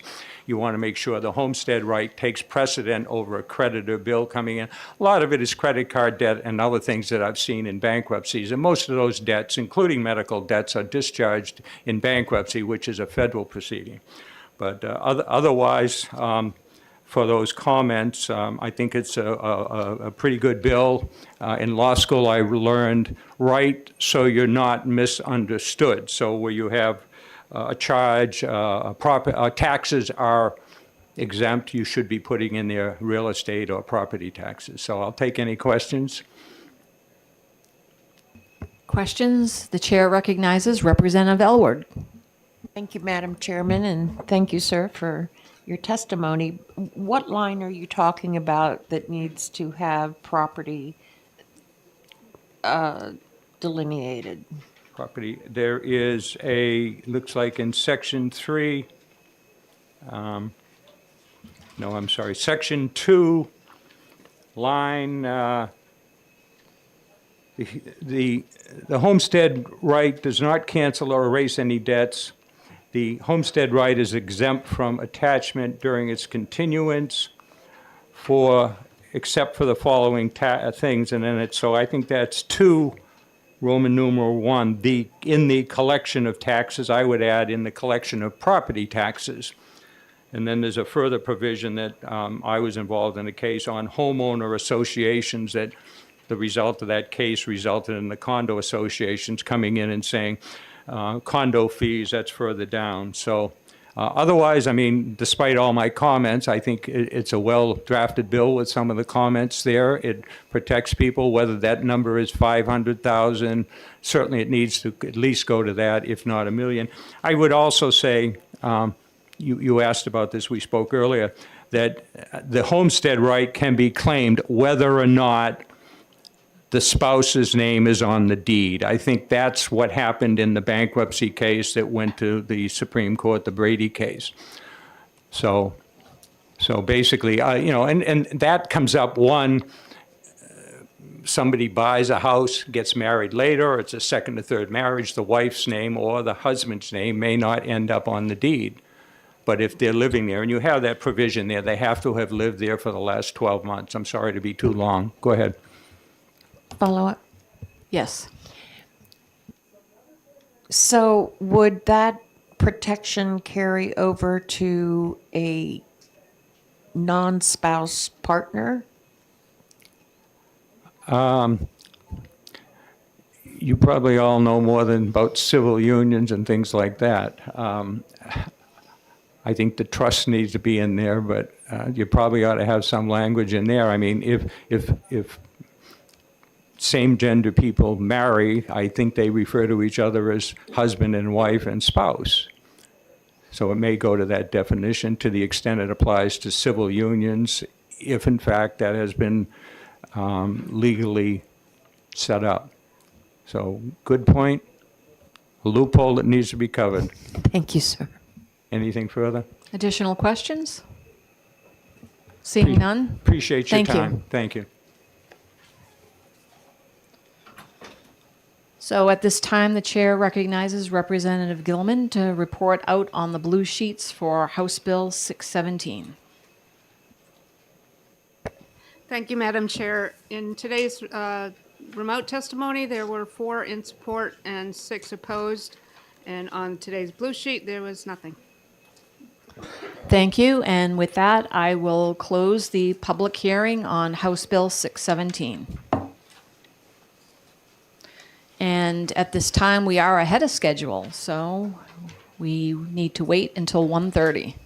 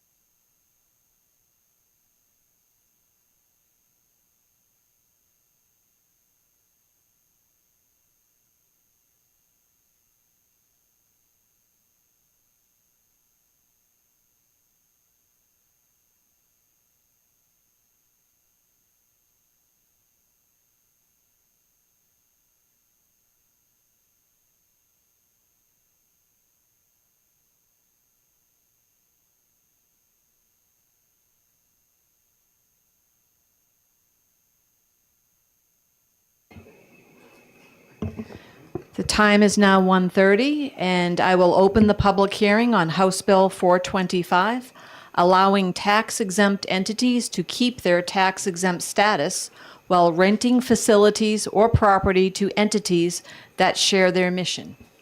And with us here today, we have Representative Pearson to introduce the bill to the committee. Welcome to Municipal and County Government. Thank you, Madam Chairwoman. For the record, my name is Mark Pearson. I'm in my 9th year in the House of Representatives. Some of that's Joe Guthrie's fault. I chair Children and Family Law Committee. I also chair the DHHS Oversight Committee.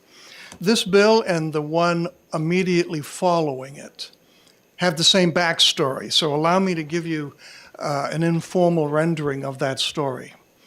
For decades, in fact, for centuries, the towns in New Hampshire had a wonderful working relationship with the nonprofits. Some of those were churches, some of those were fraternal organizations, but what those groups did was provide a lot of help and assistance to the individuals in the town. As a result, the relationship with the town was, and some of this is constitutional, they would not be taxed on their properties. This was mostly informal. In many cases, the town fathers, they were just fathers back then, later fathers and mothers, and the people in the organizations had often served for generations. It was just the way things were done. Unfortunately, there was a court case a few years back where a charitable organization asserted some things that seemed to go outside the normal way of doing things. They had numbers of properties, and they wanted tax exemption for all of them. This led to a court case. The church, as it turned out, lost the court case. And as a pastor, let me just say, I think the church should have lost that court case. And that let loose an idea of, gee, what are we doing in our town? You know, it's been a, quote, gentleman's agreement for all these decades and centuries. What are we doing here? A company stepped forward and said that they'd help the towns figure out who had tax-exempt status, who didn't, who should, who shouldn't, what the rules might be. And it led to a lot of chaos. I wound up getting a tax bill for $8,000 from my church. And really, folks, now the folks in Kingston, New Hampshire are wonderful, but they didn't know what to do. This had never come up before. Suddenly, an organization told them, this is what we think you could do. It took a little while to straighten this out, and we got a refund. But numbers of town officials and numbers of organizations, churches, fraternal organizations, and so on said, I'm afraid some of this stuff needs to be codified now. For too long, it's been a working agreement, but now I think we've got to get it in law. So they approached me. They said, would I do something about it? And I tried to research it. I tried to come up with something that was fair. This first bill before you has mostly to do with church properties for its clergy members. There's a few other things in there, but this is the main purpose of this bill. It has been adjudicated all the way up to the Supreme Court that a church's, call it a rectory, a manse, a parsonage, it's the clergy member's home, is an extension of the church and therefore is not real estate taxable. And that worked well. Most clergy members lived right next to their church, and so that's obvious. That building is next to the big tall building. But what started happening about 50 or 60 years ago is in many cases, these downtown churches, neighborhoods were changing. And the clergy member said, I'm not so sure I want to raise my family right downtown. I'd rather be out in the suburbs with most of my members. In addition, clergy were starting to say, wait a minute, I've just turned 70, I'm retiring, I have no equity in a house because the house has always been provided for me. So that's when something called a housing allowance was developed. And again, this passed muster all the way up and down. The IRS recognizes this. I have been in this for almost 50 years myself.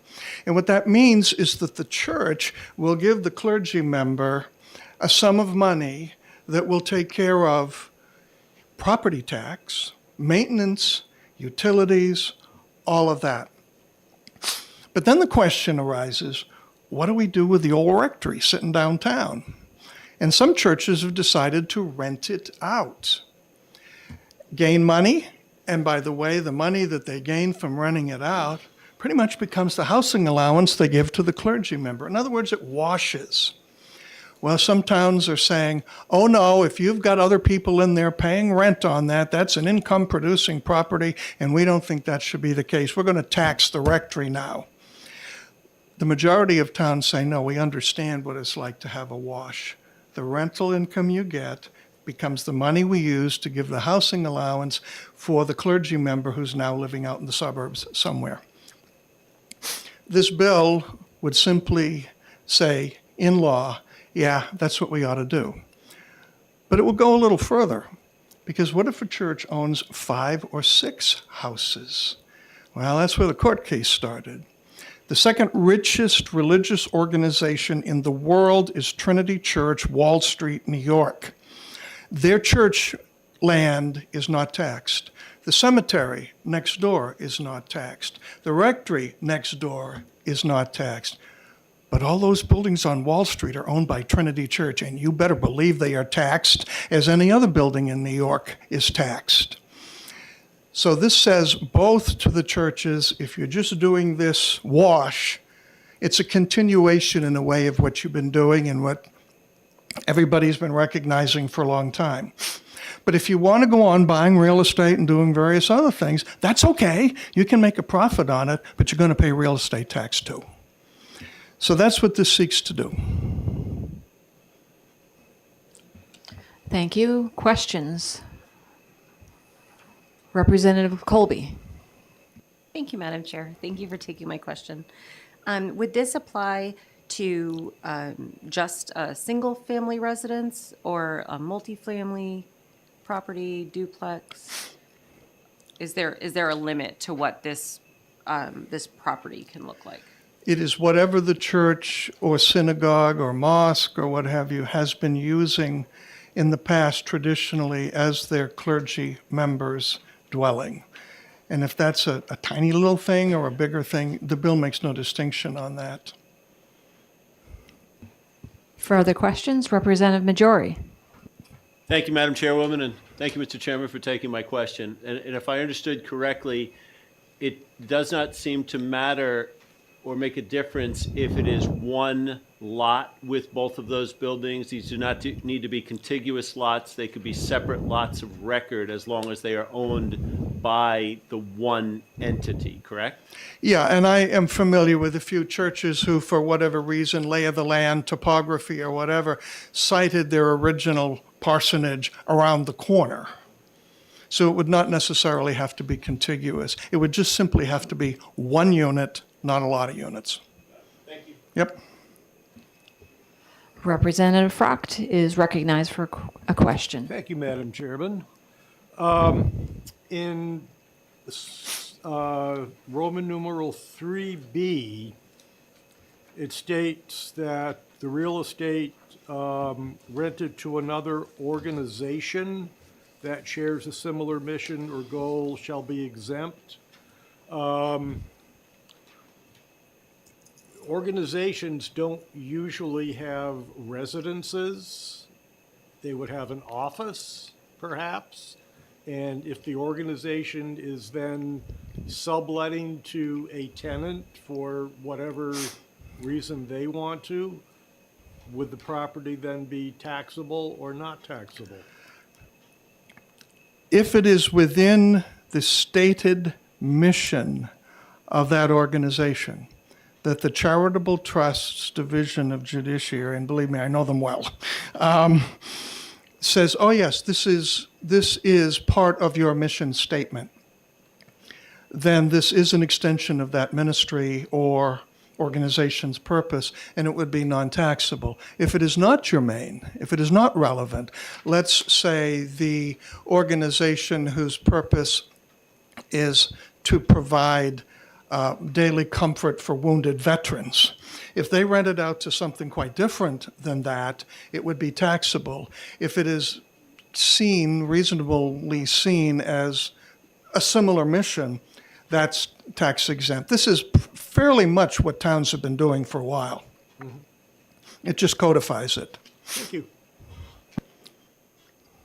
Further questions? Seeing none, thank you.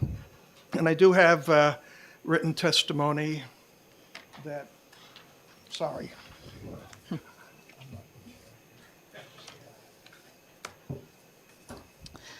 At this time, there weren't any more questions.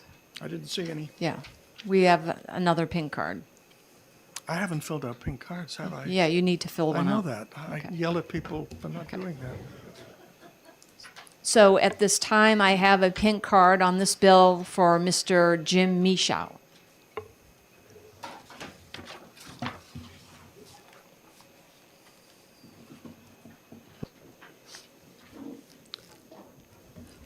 Good afternoon again, committee members. For the record, Jim Michaud, Chief Assessor for the Town of Hudson.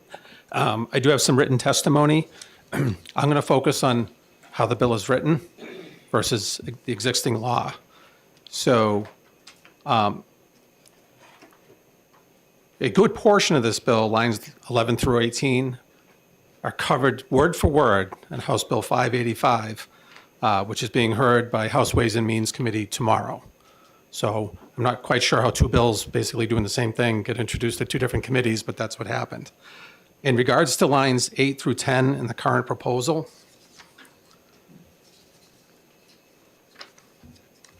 that is already covered under existing law.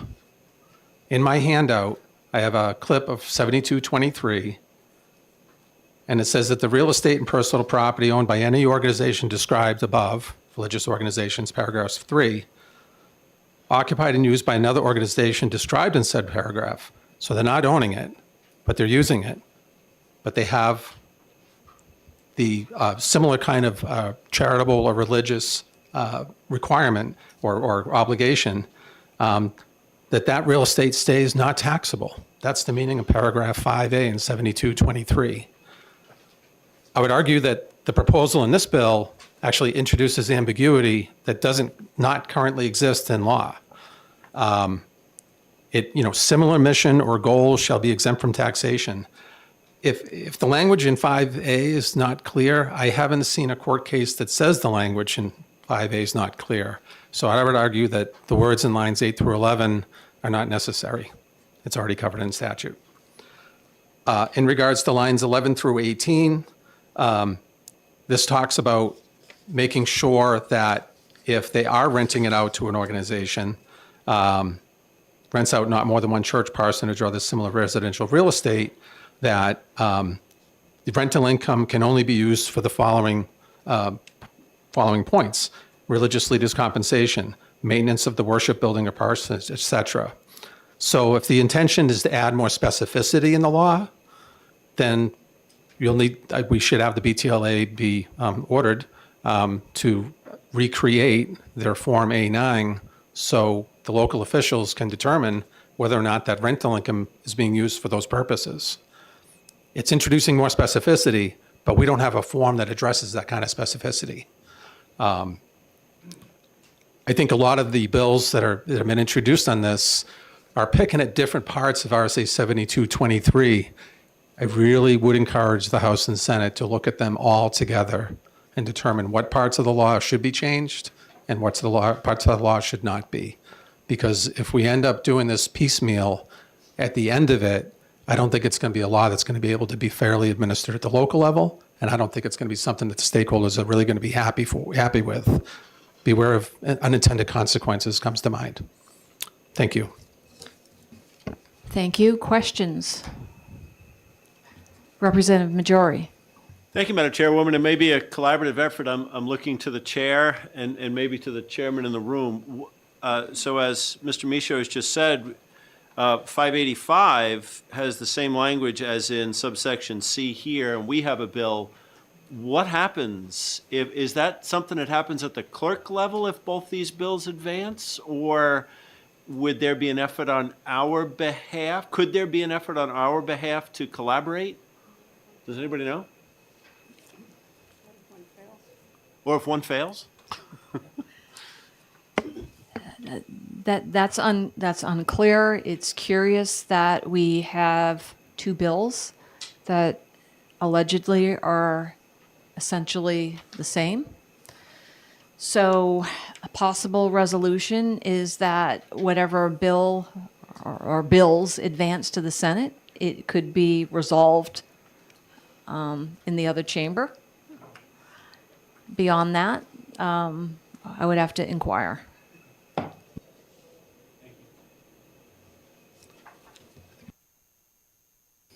Further questions? Seeing none, thank you. At this time, the chair recognizes Representative Gilman to report out the blue sheets. Thank you, Madam Chair. The remote sign-in had 3 in support and 13 in opposition. And the blue sheet today has 1 neutral and 1 in opposition.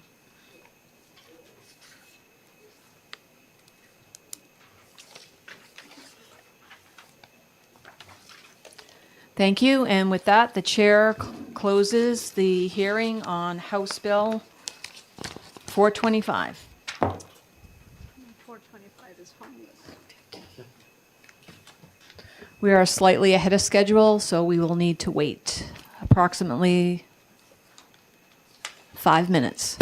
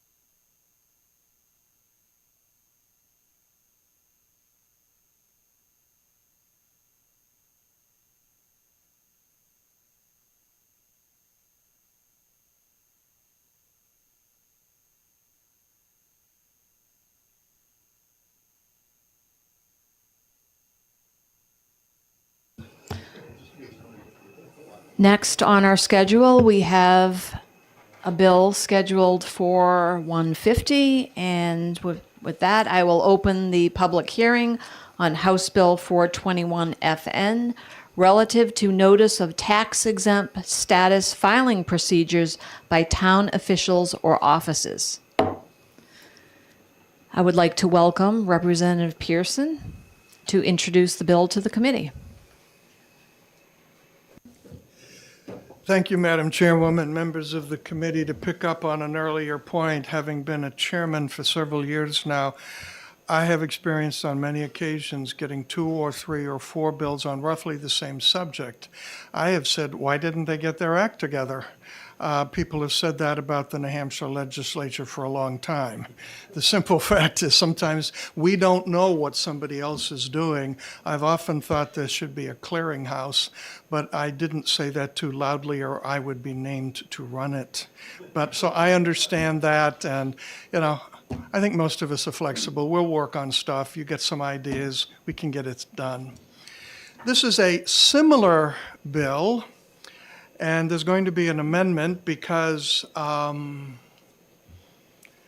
bill, as you look at it, does not quite reflect what I wanted. I'll only say that. So the amendment makes it what I wanted. Here's the thing. Again, for forever, sometime around April, the town wants you to fill out a few forms, send them in, that demonstrates why you should keep your tax exempt status. Most nonprofit organizations have a volunteer team. They're probably pretty good at their mission. They're not necessarily so good at the business of running an organization. As a result, sometimes people forget. I remember standing in the men's room with Bill Gardner, Secretary of State. He looks over at me and said, "Haven't got your report." I said, "How late are we?" 2 years. I said, "Oh my gosh, we're dead." And he said, if I came at all the nonprofits that didn't fill out the forms the way they should and shut them down, half the charitable work in the state would die. But you got to get the form in, will you? Yes, sir. So I did. And that was the attitude, unless there's somebody that really looks kind of sleazy. Most of these organizations are just trying to do good for people. And sometimes we forget. Normally, a town, I understand, will send out a notice, usually about now, middle of February, saying this is due on, pick a date, April 15th. And they'll tell you you have to have the, A9, 811, some of those. And so we'll find somebody who can fill them out and make them look like they did last year, since nothing's changed, and send them in and all is well. Sometimes I forgot. And I'd get a call from Kingston Town Hall saying, you got to get your form in. Sorry, I'm sorry. And they said, all right, just fill it out and drive it up. And I would. Sometimes I didn't get a form. And since I'm not a very good administrator, if they didn't tell me, I wouldn't have remembered from last year. But get the form filled out and send it in. And that worked, sort of, pretty well, most of the time. Bill Gardner's comment to me, the town hall's comment to me. But once again, in response to the court case, some towns are tightening up. Last year, I didn't get a letter from the town, so I didn't send in the forms. I eventually did, sending in the same forms I did the previous several years. But although I never had to send in a 990 for one of the similar organizations that uses our land, I never did. And they came back to me and said, where's the 990 on them? I said, I know what a 990 is. Why do you need it? Well, it's required. I said, okay, I'll get it to you.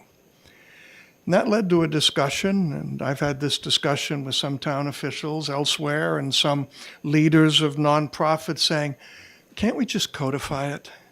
Can't we just say that 60 days ahead of the forms being due, you got to send us a letter, and you got to tell us exactly what you want?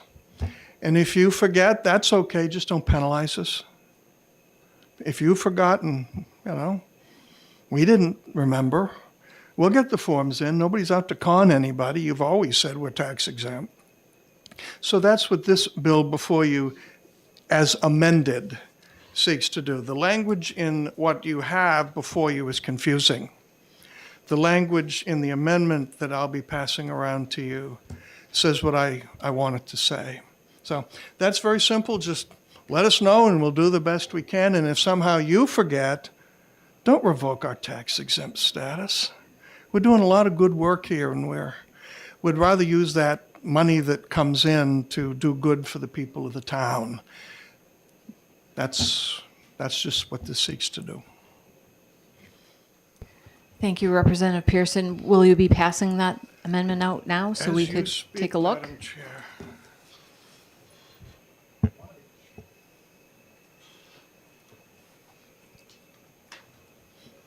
Did you plan to speak to the amendment?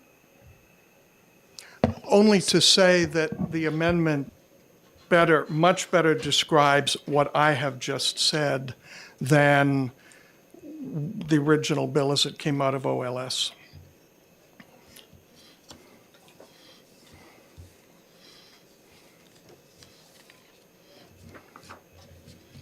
Questions while the amendment is being passed around?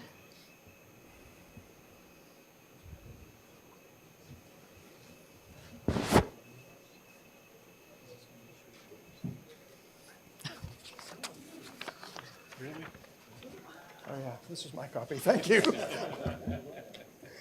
Nothing else has a paper clip. I can provide paper clips, Representative, if you wish.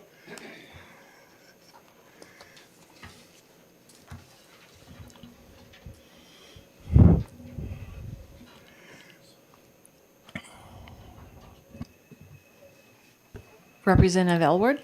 Thank you, Madam Chairman. Representative Pearson, thank you for taking my question. I'm a do-gooder. I had a 501c3 that I founded for 10 years and operated for 10 years, I'm sorry. And we found a pro bono CPA who did our informational filings. Would you give me that person's contact information offline, please?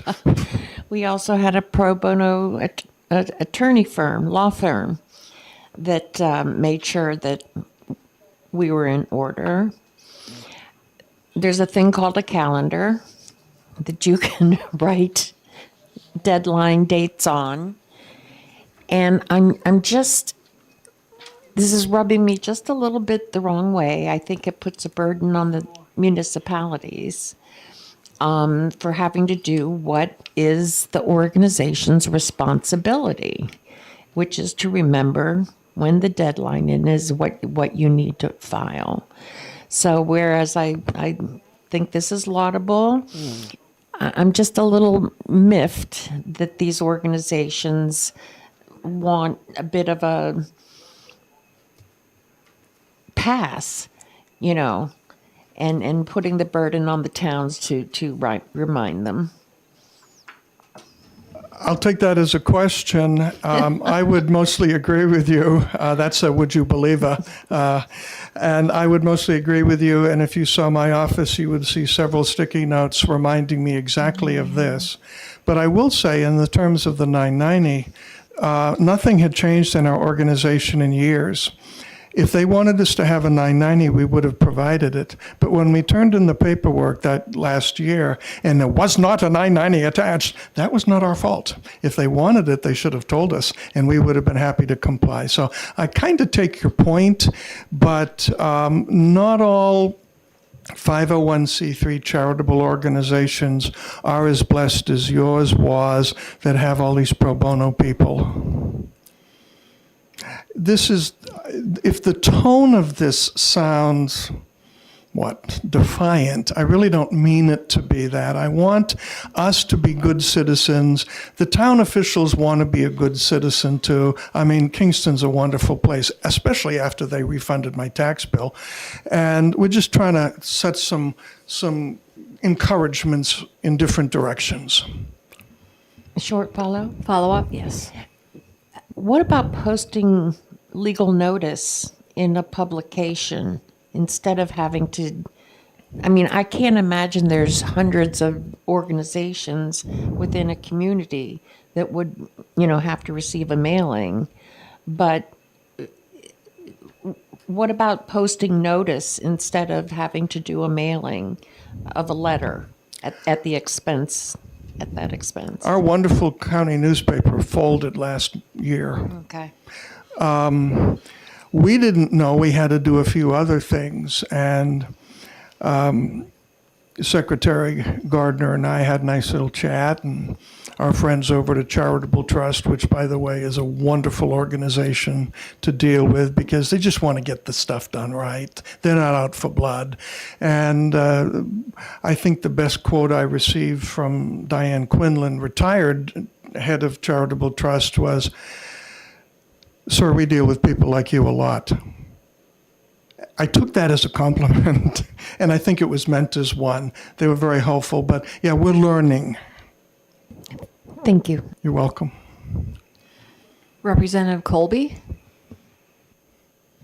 Thank you for taking my question. How would a municipality be alerted to a nonprofit being in town? Initially, Yeah, so, a nonprofit moves into town. How do the assessors know that they have set up shop there? that's when just about everybody, myself included, would have a lawyer helping you do the paperwork, do it with the state, what is required, who to notify, and so on. And that's what we did when we set it up, is we had a lawyer do that work for us. Most of the charitable organizations in what I like to call metropolitan Kingston have done that when they started. What we're referring to here is mostly the annual update stuff where we don't have a lawyer. Follow-up? Yes. Thank you. I guess what I'm trying to refer to is similar to Representative Alward, is accountability. It feels like the accountability is all being placed onto the municipality or onto the assessing office when I'm trying to figure out, as a select person, how this would work in my community, right? How would I protect myself in the town? I would say, well, we should send these out certified mail. Well, we just put together a bill that would, and sent it off to the House that would reimburse a municipality that cost for certified mail. So I guess I'm trying to understand where the accountability is. I think it's mutual. And I think the tone of a charitable organization in a town whose leaders are people of goodwill is that there wants to be a mutuality there. I do not see this as a juridical thing primarily. The attitude is friends helping friends. I just received 4, because I'm chairman of the board of 4 501c3s. And I just received 4 separate letters from the Secretary of State saying such and such a report is due no later than December 31st of this year in our office. Thank you, sir. Photocopies all over the place in case I lose the original, stickies on the wall, and so on. But I can't guarantee I would have thought to do that. So I appreciate it. It is really asking friends to be friends so we can be friends too. That's just what I want. And most of the time, Kingston did that. And the one year they didn't, they called me and said, the second time that happened, several years later, I got a tax bill, which they refunded. And nobody got angry. We all sort of took a deep breath and realized in the aftermath of this lawsuit, maybe there's been a little overreach. And I'm not going to say whether there was or not. I'm just going to say let's go back to the friends being friends like we used to have, only get something down on paper. Further questions? Representative Grund. Thank you, Madam Chairwoman. Thank you for taking my question. In the original bill, your last line, 11 and 12, so last 2 lines, second to last, says, but no such application shall be received or exemption granted after the local tax rate has been approved for that year. Your amendment does not have that in there. That's right. Because if they're really late in getting a notification to us, and I'm scrambling around say, oh my gosh, we're late, and their response is, too late, that kind of takes out the whole purpose of having, you got to send us a letter, please. So there's an incentive there. We didn't get our tax bill this past year until well after the tax deadline. But when we sat down together as friends being friends, they realized, okay, we'll give you your money back. We shoulda, you shoulda. Don't do it again, which, believe me, with the stickies in my office, we're not going to do this again. But that's the thing, is if you miss something up here, we can't be penalized. And when the tax, we spent $8,000 on our tax bill. I don't know what minuscule percentage that is in the budget of the town of Kingston, but you got to have a bunch of zeros after the decimal before you get a crooked number. So even if it's after the tax rate was set, it will not in any way affect the tax rate to people. Okay, thank you. Representative Gilman is recognized for a question. Thank you, Madam Chair, and thank you for taking my question. The original bill has a fiscal note, and so the amendment also has a fiscal note, and I'm assuming it's the same fiscal note? I would say so. I don't think there's anything, in my experience with dealing with FNs, I don't see that there was anything materially different other than a cleaning up of deadline language in the amendment that would make a difference.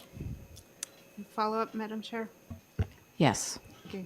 So the amount of money that's talked about in here is for just the one example, or for the state?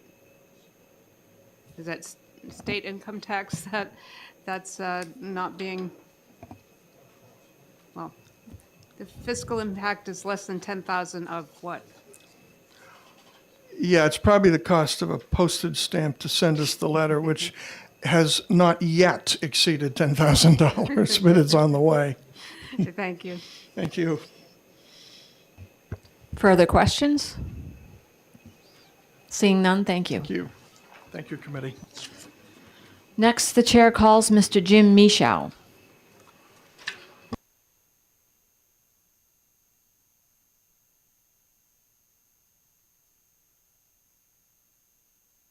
Good afternoon again, committee members, Madam Chair, Jim Michaud, Town of Hudson. I do have written testimony on this bill, and I can only go based upon the bill that was before today. I don't have the amendment. So, I read a bill literally, like what the words say. So this bill proposes to put the veritable cart before the horse.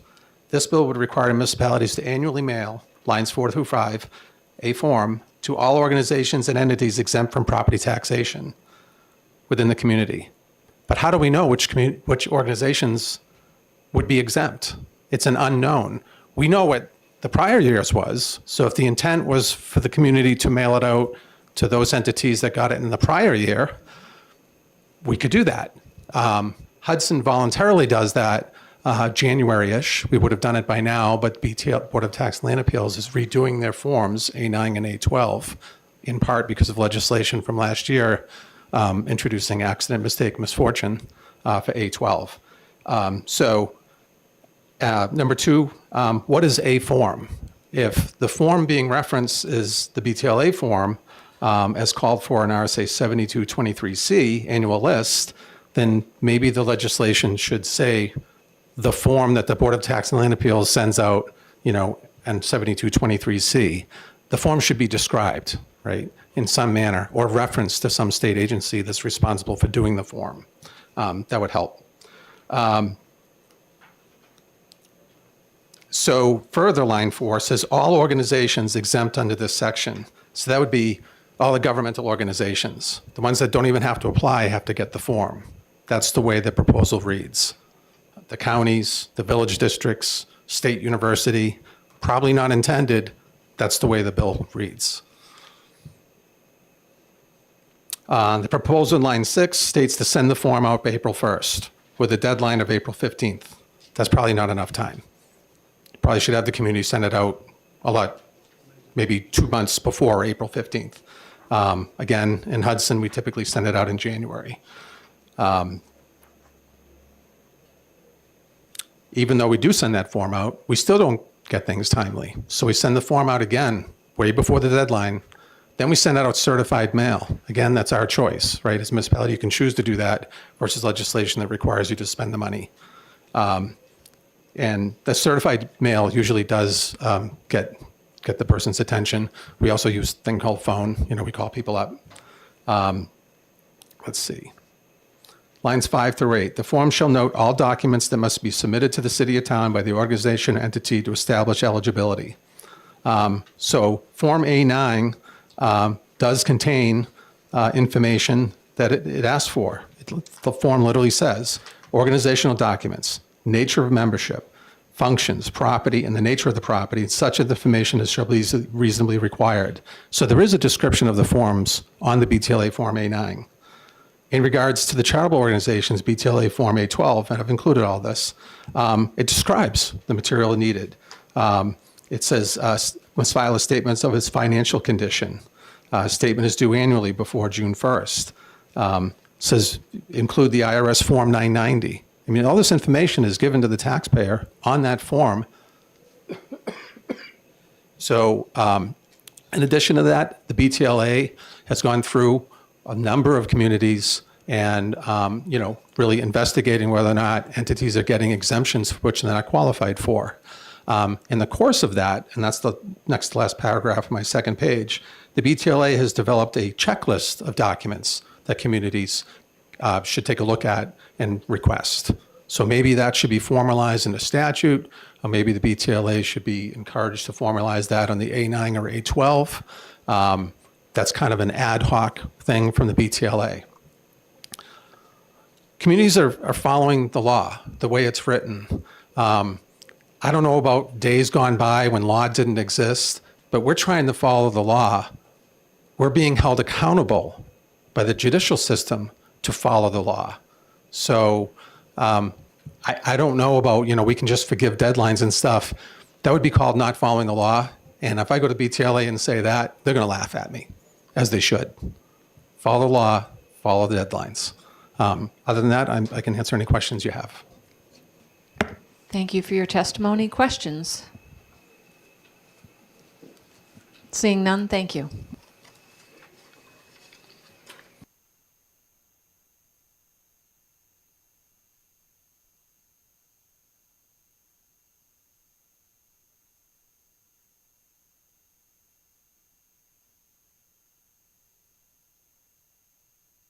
That was the last pink card that I had, so I will ask right now, is there anyone present who wishes to speak on the bill who has not yet had the opportunity to do so?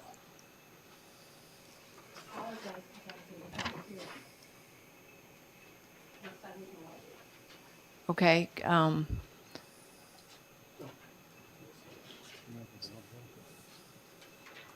So why don't you provide your testimony, and then you can fill that pink card out after. Welcome to municipal and county government. You made it.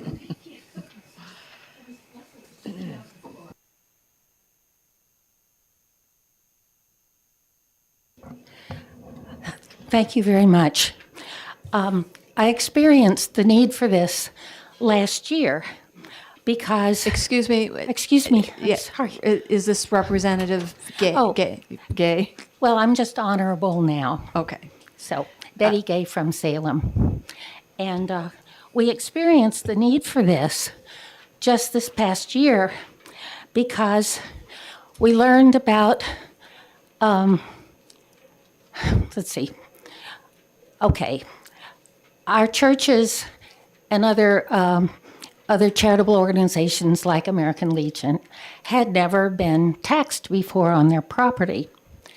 And some of them had new leadership so that the new people didn't know about the forms that you have to submit by, I think there are 2 forms. I haven't had to fill them out myself, so I'm trying to remember. One of them is is in April and one is in June. So these new people didn't know about the forms, and then the churches also had never had an assessor come and walk their property and decide whether every square foot was used for church purposes. And when they got the tax bills, they were pretty late in the year. Pretty soon, pretty close, just a couple of months from the time that the tax rate was going to be set. Because once the tax rate is set, you cannot do anything but pay the tax and then appeal. And so what the churches did, somehow they came up with several $1,000s, paid the tax, and then luckily in our town, the council agreed that was not appropriate, and they did get the money back. But I don't know how many churches could do that, just write a check for $6,000 to $8,000 or more, and then wait to get it back. So we learned a couple of things that were disturbing. One is that if you had a new organization or somebody, the person who'd been commander of the American Legion had finally retired, so he probably took care of it all the time. New commander didn't know anything about it, so here they were told that they owed all this tax. Then the churches had never been taxed before on their property, and some were afraid since they only got charged $100, they didn't want to say anything because they were afraid they'd realize they had several more acres of property that they might raise the tax on. Others said, well, we didn't get taxed because part of our property is a memorial garden, and that's considered a cemetery, so we didn't get taxed, so we'll just pretend it's not happening because we lucked out. Then the church right next door has a lot of wetlands, a lot of trees, several acres. They got hammered. And we couldn't even believe that the church that got just $100 of tax, they were being taxed on their wetland, their trees. Then another church, the minister walked around with the assessor who's saying, well, what do you use this for? Well, they actually in the woods, they had a path. So he could say, well, we'll use that. Then he says, what do you use the grass for? There was a playground on that Excuse grass. me, I'm sorry. Honorable Representative Gay. Yes. So I hear that you're providing testimony on assessing and not notification. Could you get back to that? Yeah. Okay. Thank you. Well, the important thing was nobody would have gotten trapped if they had been notified that they needed to submit the papers, the 2 documents, on time. So this way, if the town is obligated to send it, then that won't happen again. And the other issue about paying taxes is, of course, in other bills. So I apologize for wandering into all the subjects at the same time. Thank you. Questions? Seeing none, thank you for your testimony. Thank you so much.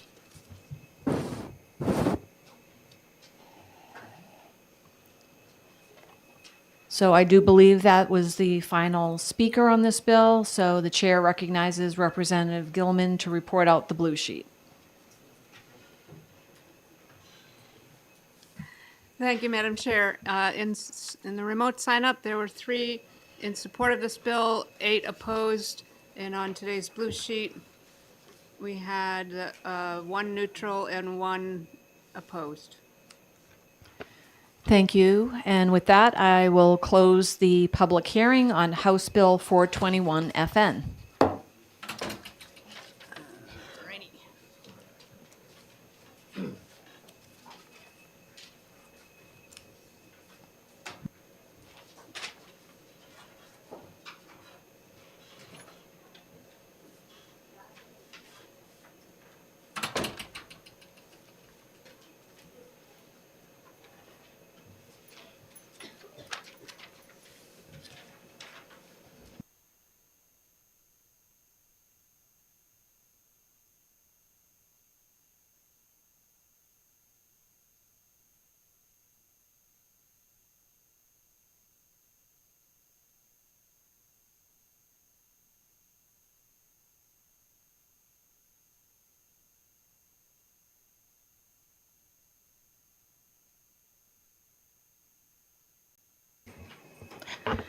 Next on our schedule, we have House Bill 782 scheduled for 2:10. So at this time, I will open the public hearing on House Bill 782 FN, expanding property tax exemptions for certain elderly and disabled persons, raising public awareness regarding tax credits and exemptions, and requiring an annual report regarding the efficacy of the low and moderate income homeowners property tax relief program. I do not see. Okay. I do not see the prime sponsor. Representative Majori. Yes, hi. Would someone like to introduce the bill? Sure.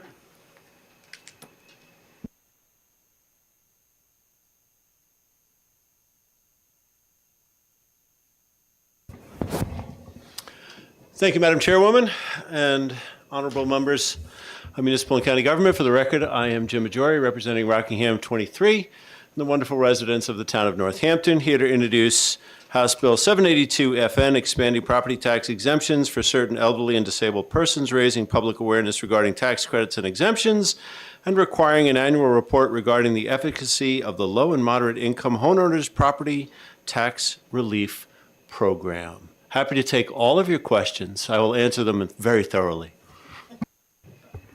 Thank you for that bill introduction. Questions? Seeing none, thank you.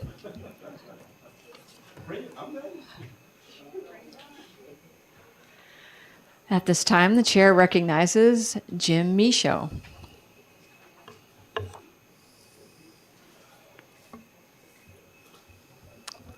Welcome back again. Thank you, Madam Chair and committee members. Again, Jim Michaud, Chief Assessor for the Town of Hudson. I do have written testimony. In regards to the first section requiring municipalities to post instructions on how to apply. So there already is an RSA 76:11 that speaks to notice of property tax relief programs. I've attached that law, and that requires us to print on the tax bill stated language, right? The statutory language that talks about exemption programs for them to apply for, tax credits. So in semi-annual tax bill communities, folks receive it directly by first-class mail, right? U.S. Post Office. So in addition to that, between web pages, people's community media, cable, the newspaper, there's a lot of notification about tax relief programs. So I think that it's outside of hand delivering it to people at their front door, as opposed to using the post office, I think there already is quite a bit of notification about the awareness of these programs. In regards to sections 3, 4, and 5, disabled, deaf, and elderly, seeks to raise the optional disabled exemption amounts, the asset amounts. I've listed on the last paragraph of page 1, there's about 111 communities that have the disabled exemption. That's an optional exemption. You're not required to adopt it. The asset range is $35,000 to $500,000. The median asset limit is $65,000. The average asset amount is $93,400. Communities already have the ability to change those asset amounts. So it's already in the hands of the community to do that if they so desire. There's only 11 communities that have the deaf exemption. Similar phraseology, right? They can change it if they want to. They can adopt it if they want to. In regards to tying the asset amounts or exemption amounts to an automatic CPI index, that's new, right? So we don't have that in law. Someone can make an argument that tying it in automatically removes the will of the voters, right? I mean, if we want to raise the amount, then voters have a choice to do that in selectman form of government. So having an automatic escalator, you could say, takes away the will of the voters. Maybe they want to have that decision themselves. Sections 7 through 13 involve state program. No comment on that. And sections 14 through 15, a far-reaching study commission, appears that there's fairly significant municipal stakeholder and other practitioners' involvement that would be contemplated. So that's the extent of my comments. Thank you for your testimony. Questions? Representative Colby. Thank you, Madam Chair. Thank you for taking my question. I'm just looking for a recommendation. multiple times within the bill, it states an amount not less than, which shall be adjusted for inflation annually based upon the Bureau of Labor Statistics Consumer Price Index Northeast Region. It doesn't give us a date. Would you have a date that you would suggest that? You could say the last prior quarter. Right. Or the last prior annual. Okay. If that's something that the committee feels should have that in there. Just annually, the community would need to make sure it did that, Right. right? So I would have to plug it into the mass appraisal system. Right. Tax collector has to have it in their system. We would do it, right? So we're required to do it. But that's a good comment. That's actually in my written testimony. I didn't know what time period that CPI was going to grab from. And should every community, for the ease of assessing purposes and the Department of Revenue Administration, adopt the same day? I imagine that if the proposal had a specification added, it would be the same specification for each community that chose to adopt the exemption. It would be that same specified CPI timeframe. Great, I thank agree. you. Thank you.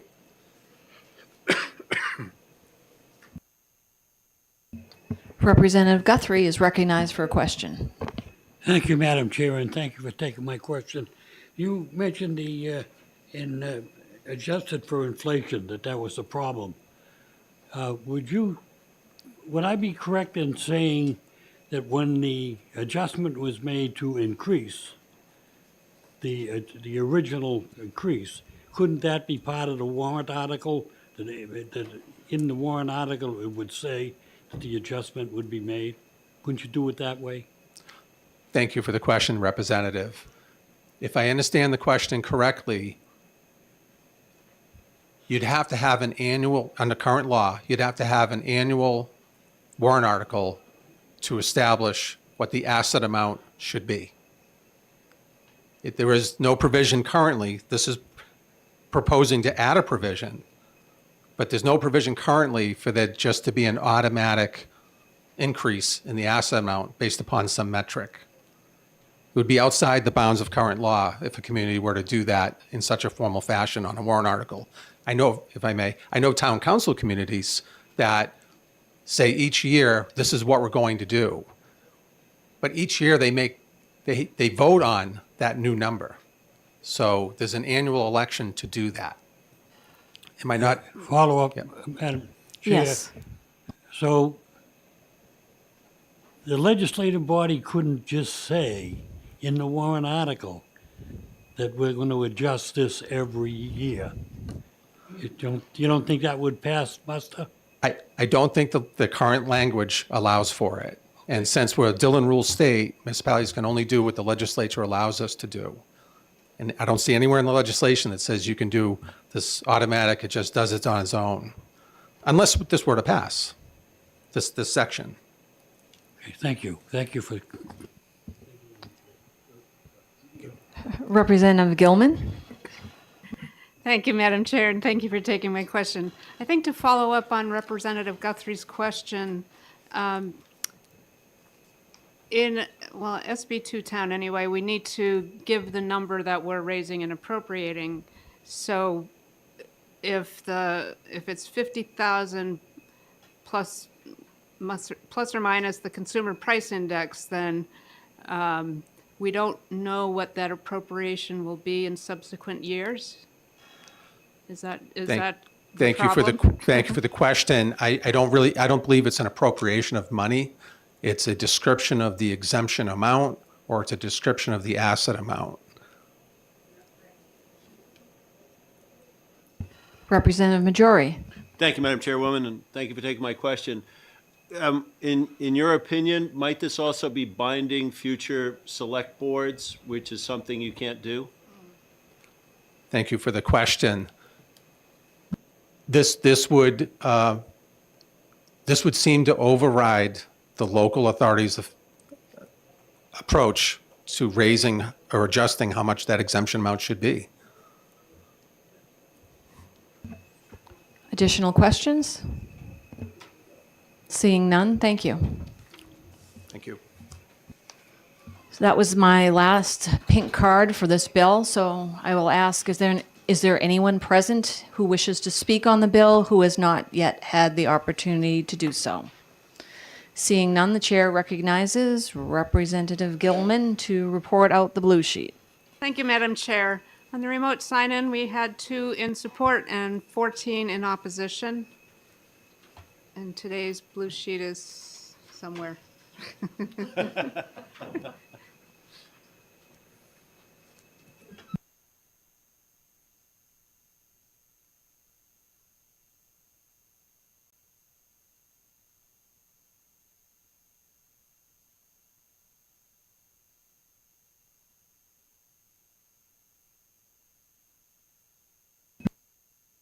Today's blue sheet shows 1 neutral and 1 opposed. Thank you. And with that, the chair closes the public hearing on House Bill 782 FN.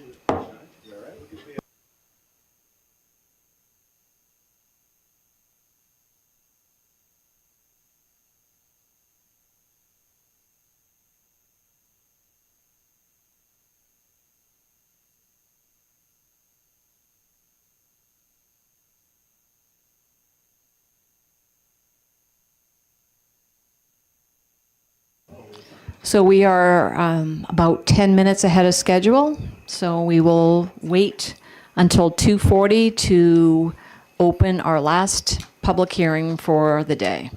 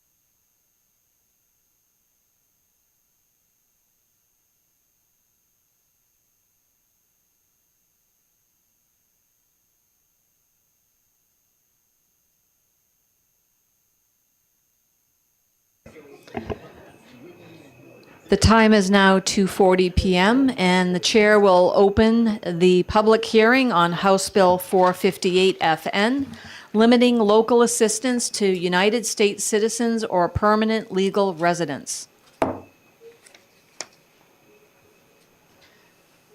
I do not see the prime sponsor present to introduce the bill. Would somebody like to introduce the bill? Representative Elward.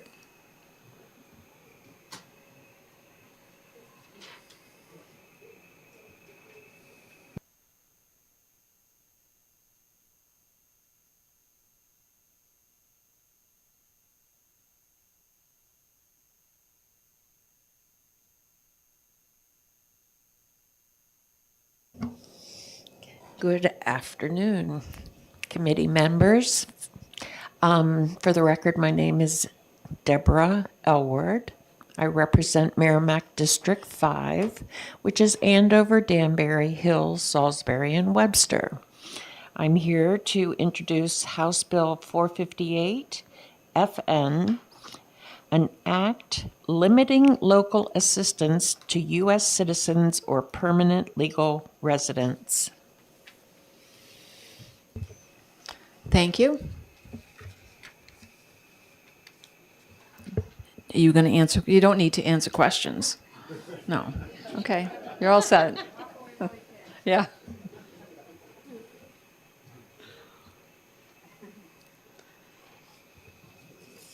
So next the chair calls, I believe it's Attorney Stephen Tower. Good afternoon and welcome to Municipal and County Government.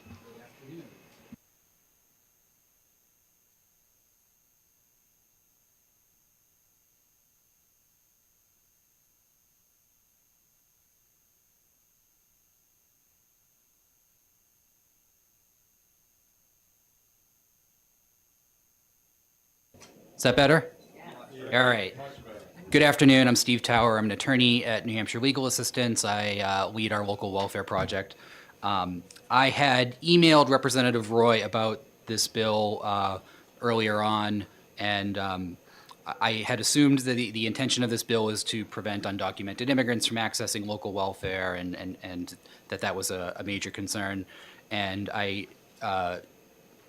I wanted to point out that existing federal law, which I'm circulating around, prohibits most immigrants, particularly undocumented immigrants, from accessing any state benefits. The exceptions are for qualified aliens under federal law or certain types of non-immigrant aliens. And in those instances, states may allow them to receive access to state benefits, but they may also restrict access to state benefits. Now, Representative Roy's bill would limit access to local welfare for just U.S. citizens and permanent residents, but under federal law, as I'm circulating around, Chapter 8 USC sections, I believe it's 1622, there is a list of exceptions that a state must allow to access state benefits. And those exceptions include people who are approved as asylum seekers for the first 5 years that they are granted asylum, people who are approved as refugees for the first 5 years. And so that's required by federal law. In the draft as provided, these number of exceptions, which also include aliens that have served in the U.S. military or are currently in active duty in the U.S. military. States also must allow them access to state benefits. These are not currently included in the law, so to the bill. So to comply with federal law, the bill would at least need to include those enumerated exceptions that are in 8 USC section 1622. And if you look at it, it's kind of a long and lengthy set of exceptions that refer to certain sections of the Immigration and Nationality Act. If you were to include all of these listed out exceptions in the local welfare law, it's going to be fairly complicated to look at and read. I'll note the Local Welfare Administrators Association puts out model rules and guidelines for towns to adopt. And in the guidelines, they do include a section about the eligibility for non-citizens that summarizes the federal requirements that I've circulated around. So that is currently in the guidelines for, the recommended guidelines for towns. There are also two categories of individuals which a state may deny local welfare benefits to, or any other state benefit to, that while a state may deny access to those two groups, for humanitarian and law and order reasons, I would ask this committee to consider including those as allowable to receive local welfare benefits. Those are people who are defined under 8 USC section 1101 part 15 T and U. As you can see, federal law gets a little complicated when you're talking about immigration, but T and U refer to people who are eligible for visas because they are a victim of human trafficking or other serious crimes and are cooperating with authorities for the investigation or prosecution of the people who committed those crimes, and where the U.S. Attorney General's office has recognized that they are in fact doing that and are eligible for a visa so that they can be available to go after those criminals. And I think it would undermine the federal law and order purpose of going after these criminals if a person could obtain a visa to be here and be available to help law enforcement go after these folks, but then would be denied the possibility of maintaining basic survival level of care in the state. So I would ask that at a minimum, the committee try to include those two as eligible. But for the purposes of clarity, it may be more effective for this bill to be drafted to enumerate specifically which types of immigrants the committee wishes to prohibit from accessing local welfare. Say, immigrants who have no recognized legal status by the federal government or something like that. It would be a nice short addition into the RSA 165 statute as opposed to a 8-paragraph inclusion of all of these federal exceptions under 8 USC 1622.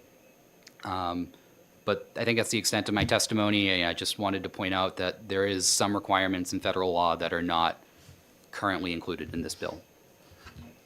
And I'm happy to take questions. I'll note that I am not an immigration expert by any stretch of the imagination. I had not looked at any of this until I looked at this bill, so I can do my best to answer questions, but I may have to say that I don't know. Thank you, Attorney Tower. The chair recognizes Representative Murphy for a question. Thank you, Madam Chair. Thank you, Attorney. Do you have the welfare guidelines for this committee so we can look at those? I did print out the one page, and so these are the model guidelines. Each town can adopt their own guidelines. And the model guidelines are put together by the Municipal Association and the Local Welfare Administrators Association as a recommended best practices to possibly help towns avoid getting into any legal issues with bad, unlawful guidelines. And so I did not bring a copy of those model guidelines. I did bring the one page from the model guidelines that references eligibility for non-citizens, and I can circulate that one page, but I don't have the full guidelines with me. Thank you.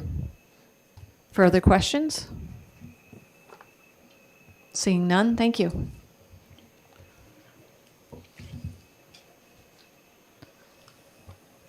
At this time, I don't have any additional pink cards, but yes, okay.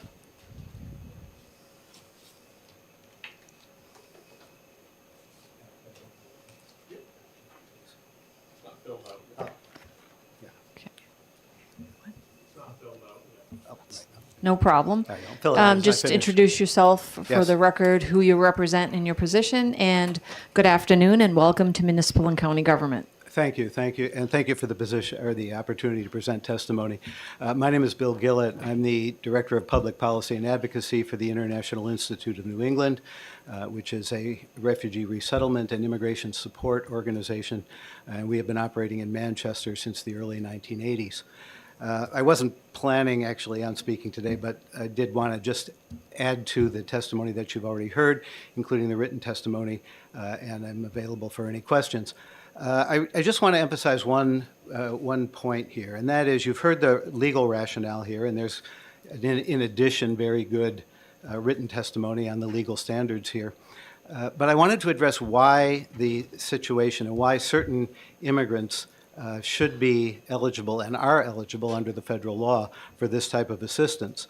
Let me talk about refugees and asylees. And by asylees, I mean people who have already been granted asylum. These are individuals who have been lawfully admitted to the country. They are fully authorized to work here. They are fully authorized to live here, and they are on a path to permanent residence and citizenship from the time that they are here. When a refugee comes to the country, and by the way, the refugees that come here are the most vetted immigrants who come into this country. It can be up to a 2-year process. When they arrive in the United States, they are then, and when an asylum seeker is granted asylum, they are then required to apply for a green card within 1 year. That process can take up to 3 years for the processing of the green card, but they are on a path to citizenship.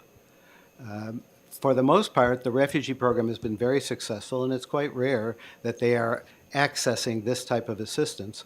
But the fact that they are here, for the most part, they're working, they are an active part of our society, and as I say, they are on a direct path to citizenship, means that they should be able to take advantage of those programs that provide for the needy in our society.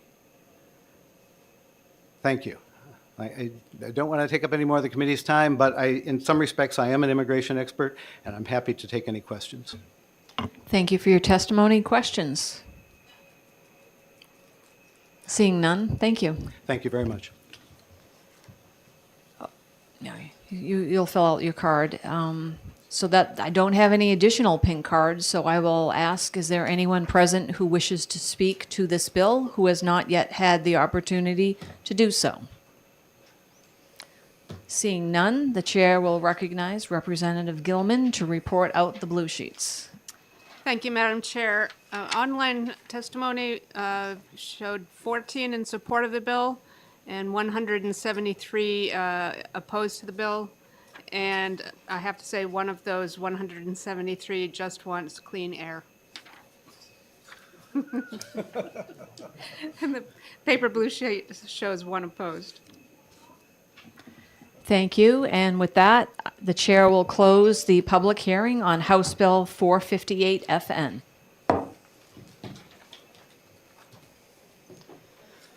So at this point, that concludes our publicly noticed business for today. But before we adjourn, there are some afternoon announcements. So first, as a reminder, there is a House session scheduled for Thursday, February 6th at 10 a.m. Also, please hold Thursday, February 13th and Thursday, February 20th open for possible future House sessions. The week of February 9th, plan to meet on Monday, February 10th for hearings and executive session. That is to be scheduled, but that's what I'm looking to do.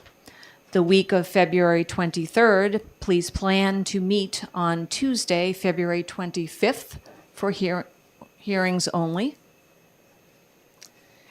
And at this time, the chair will form a subcommittee for House Bill 432 relative to recovery houses, because there was interest in forming a subcommittee to do further study and inquiry with regards to that particular bill.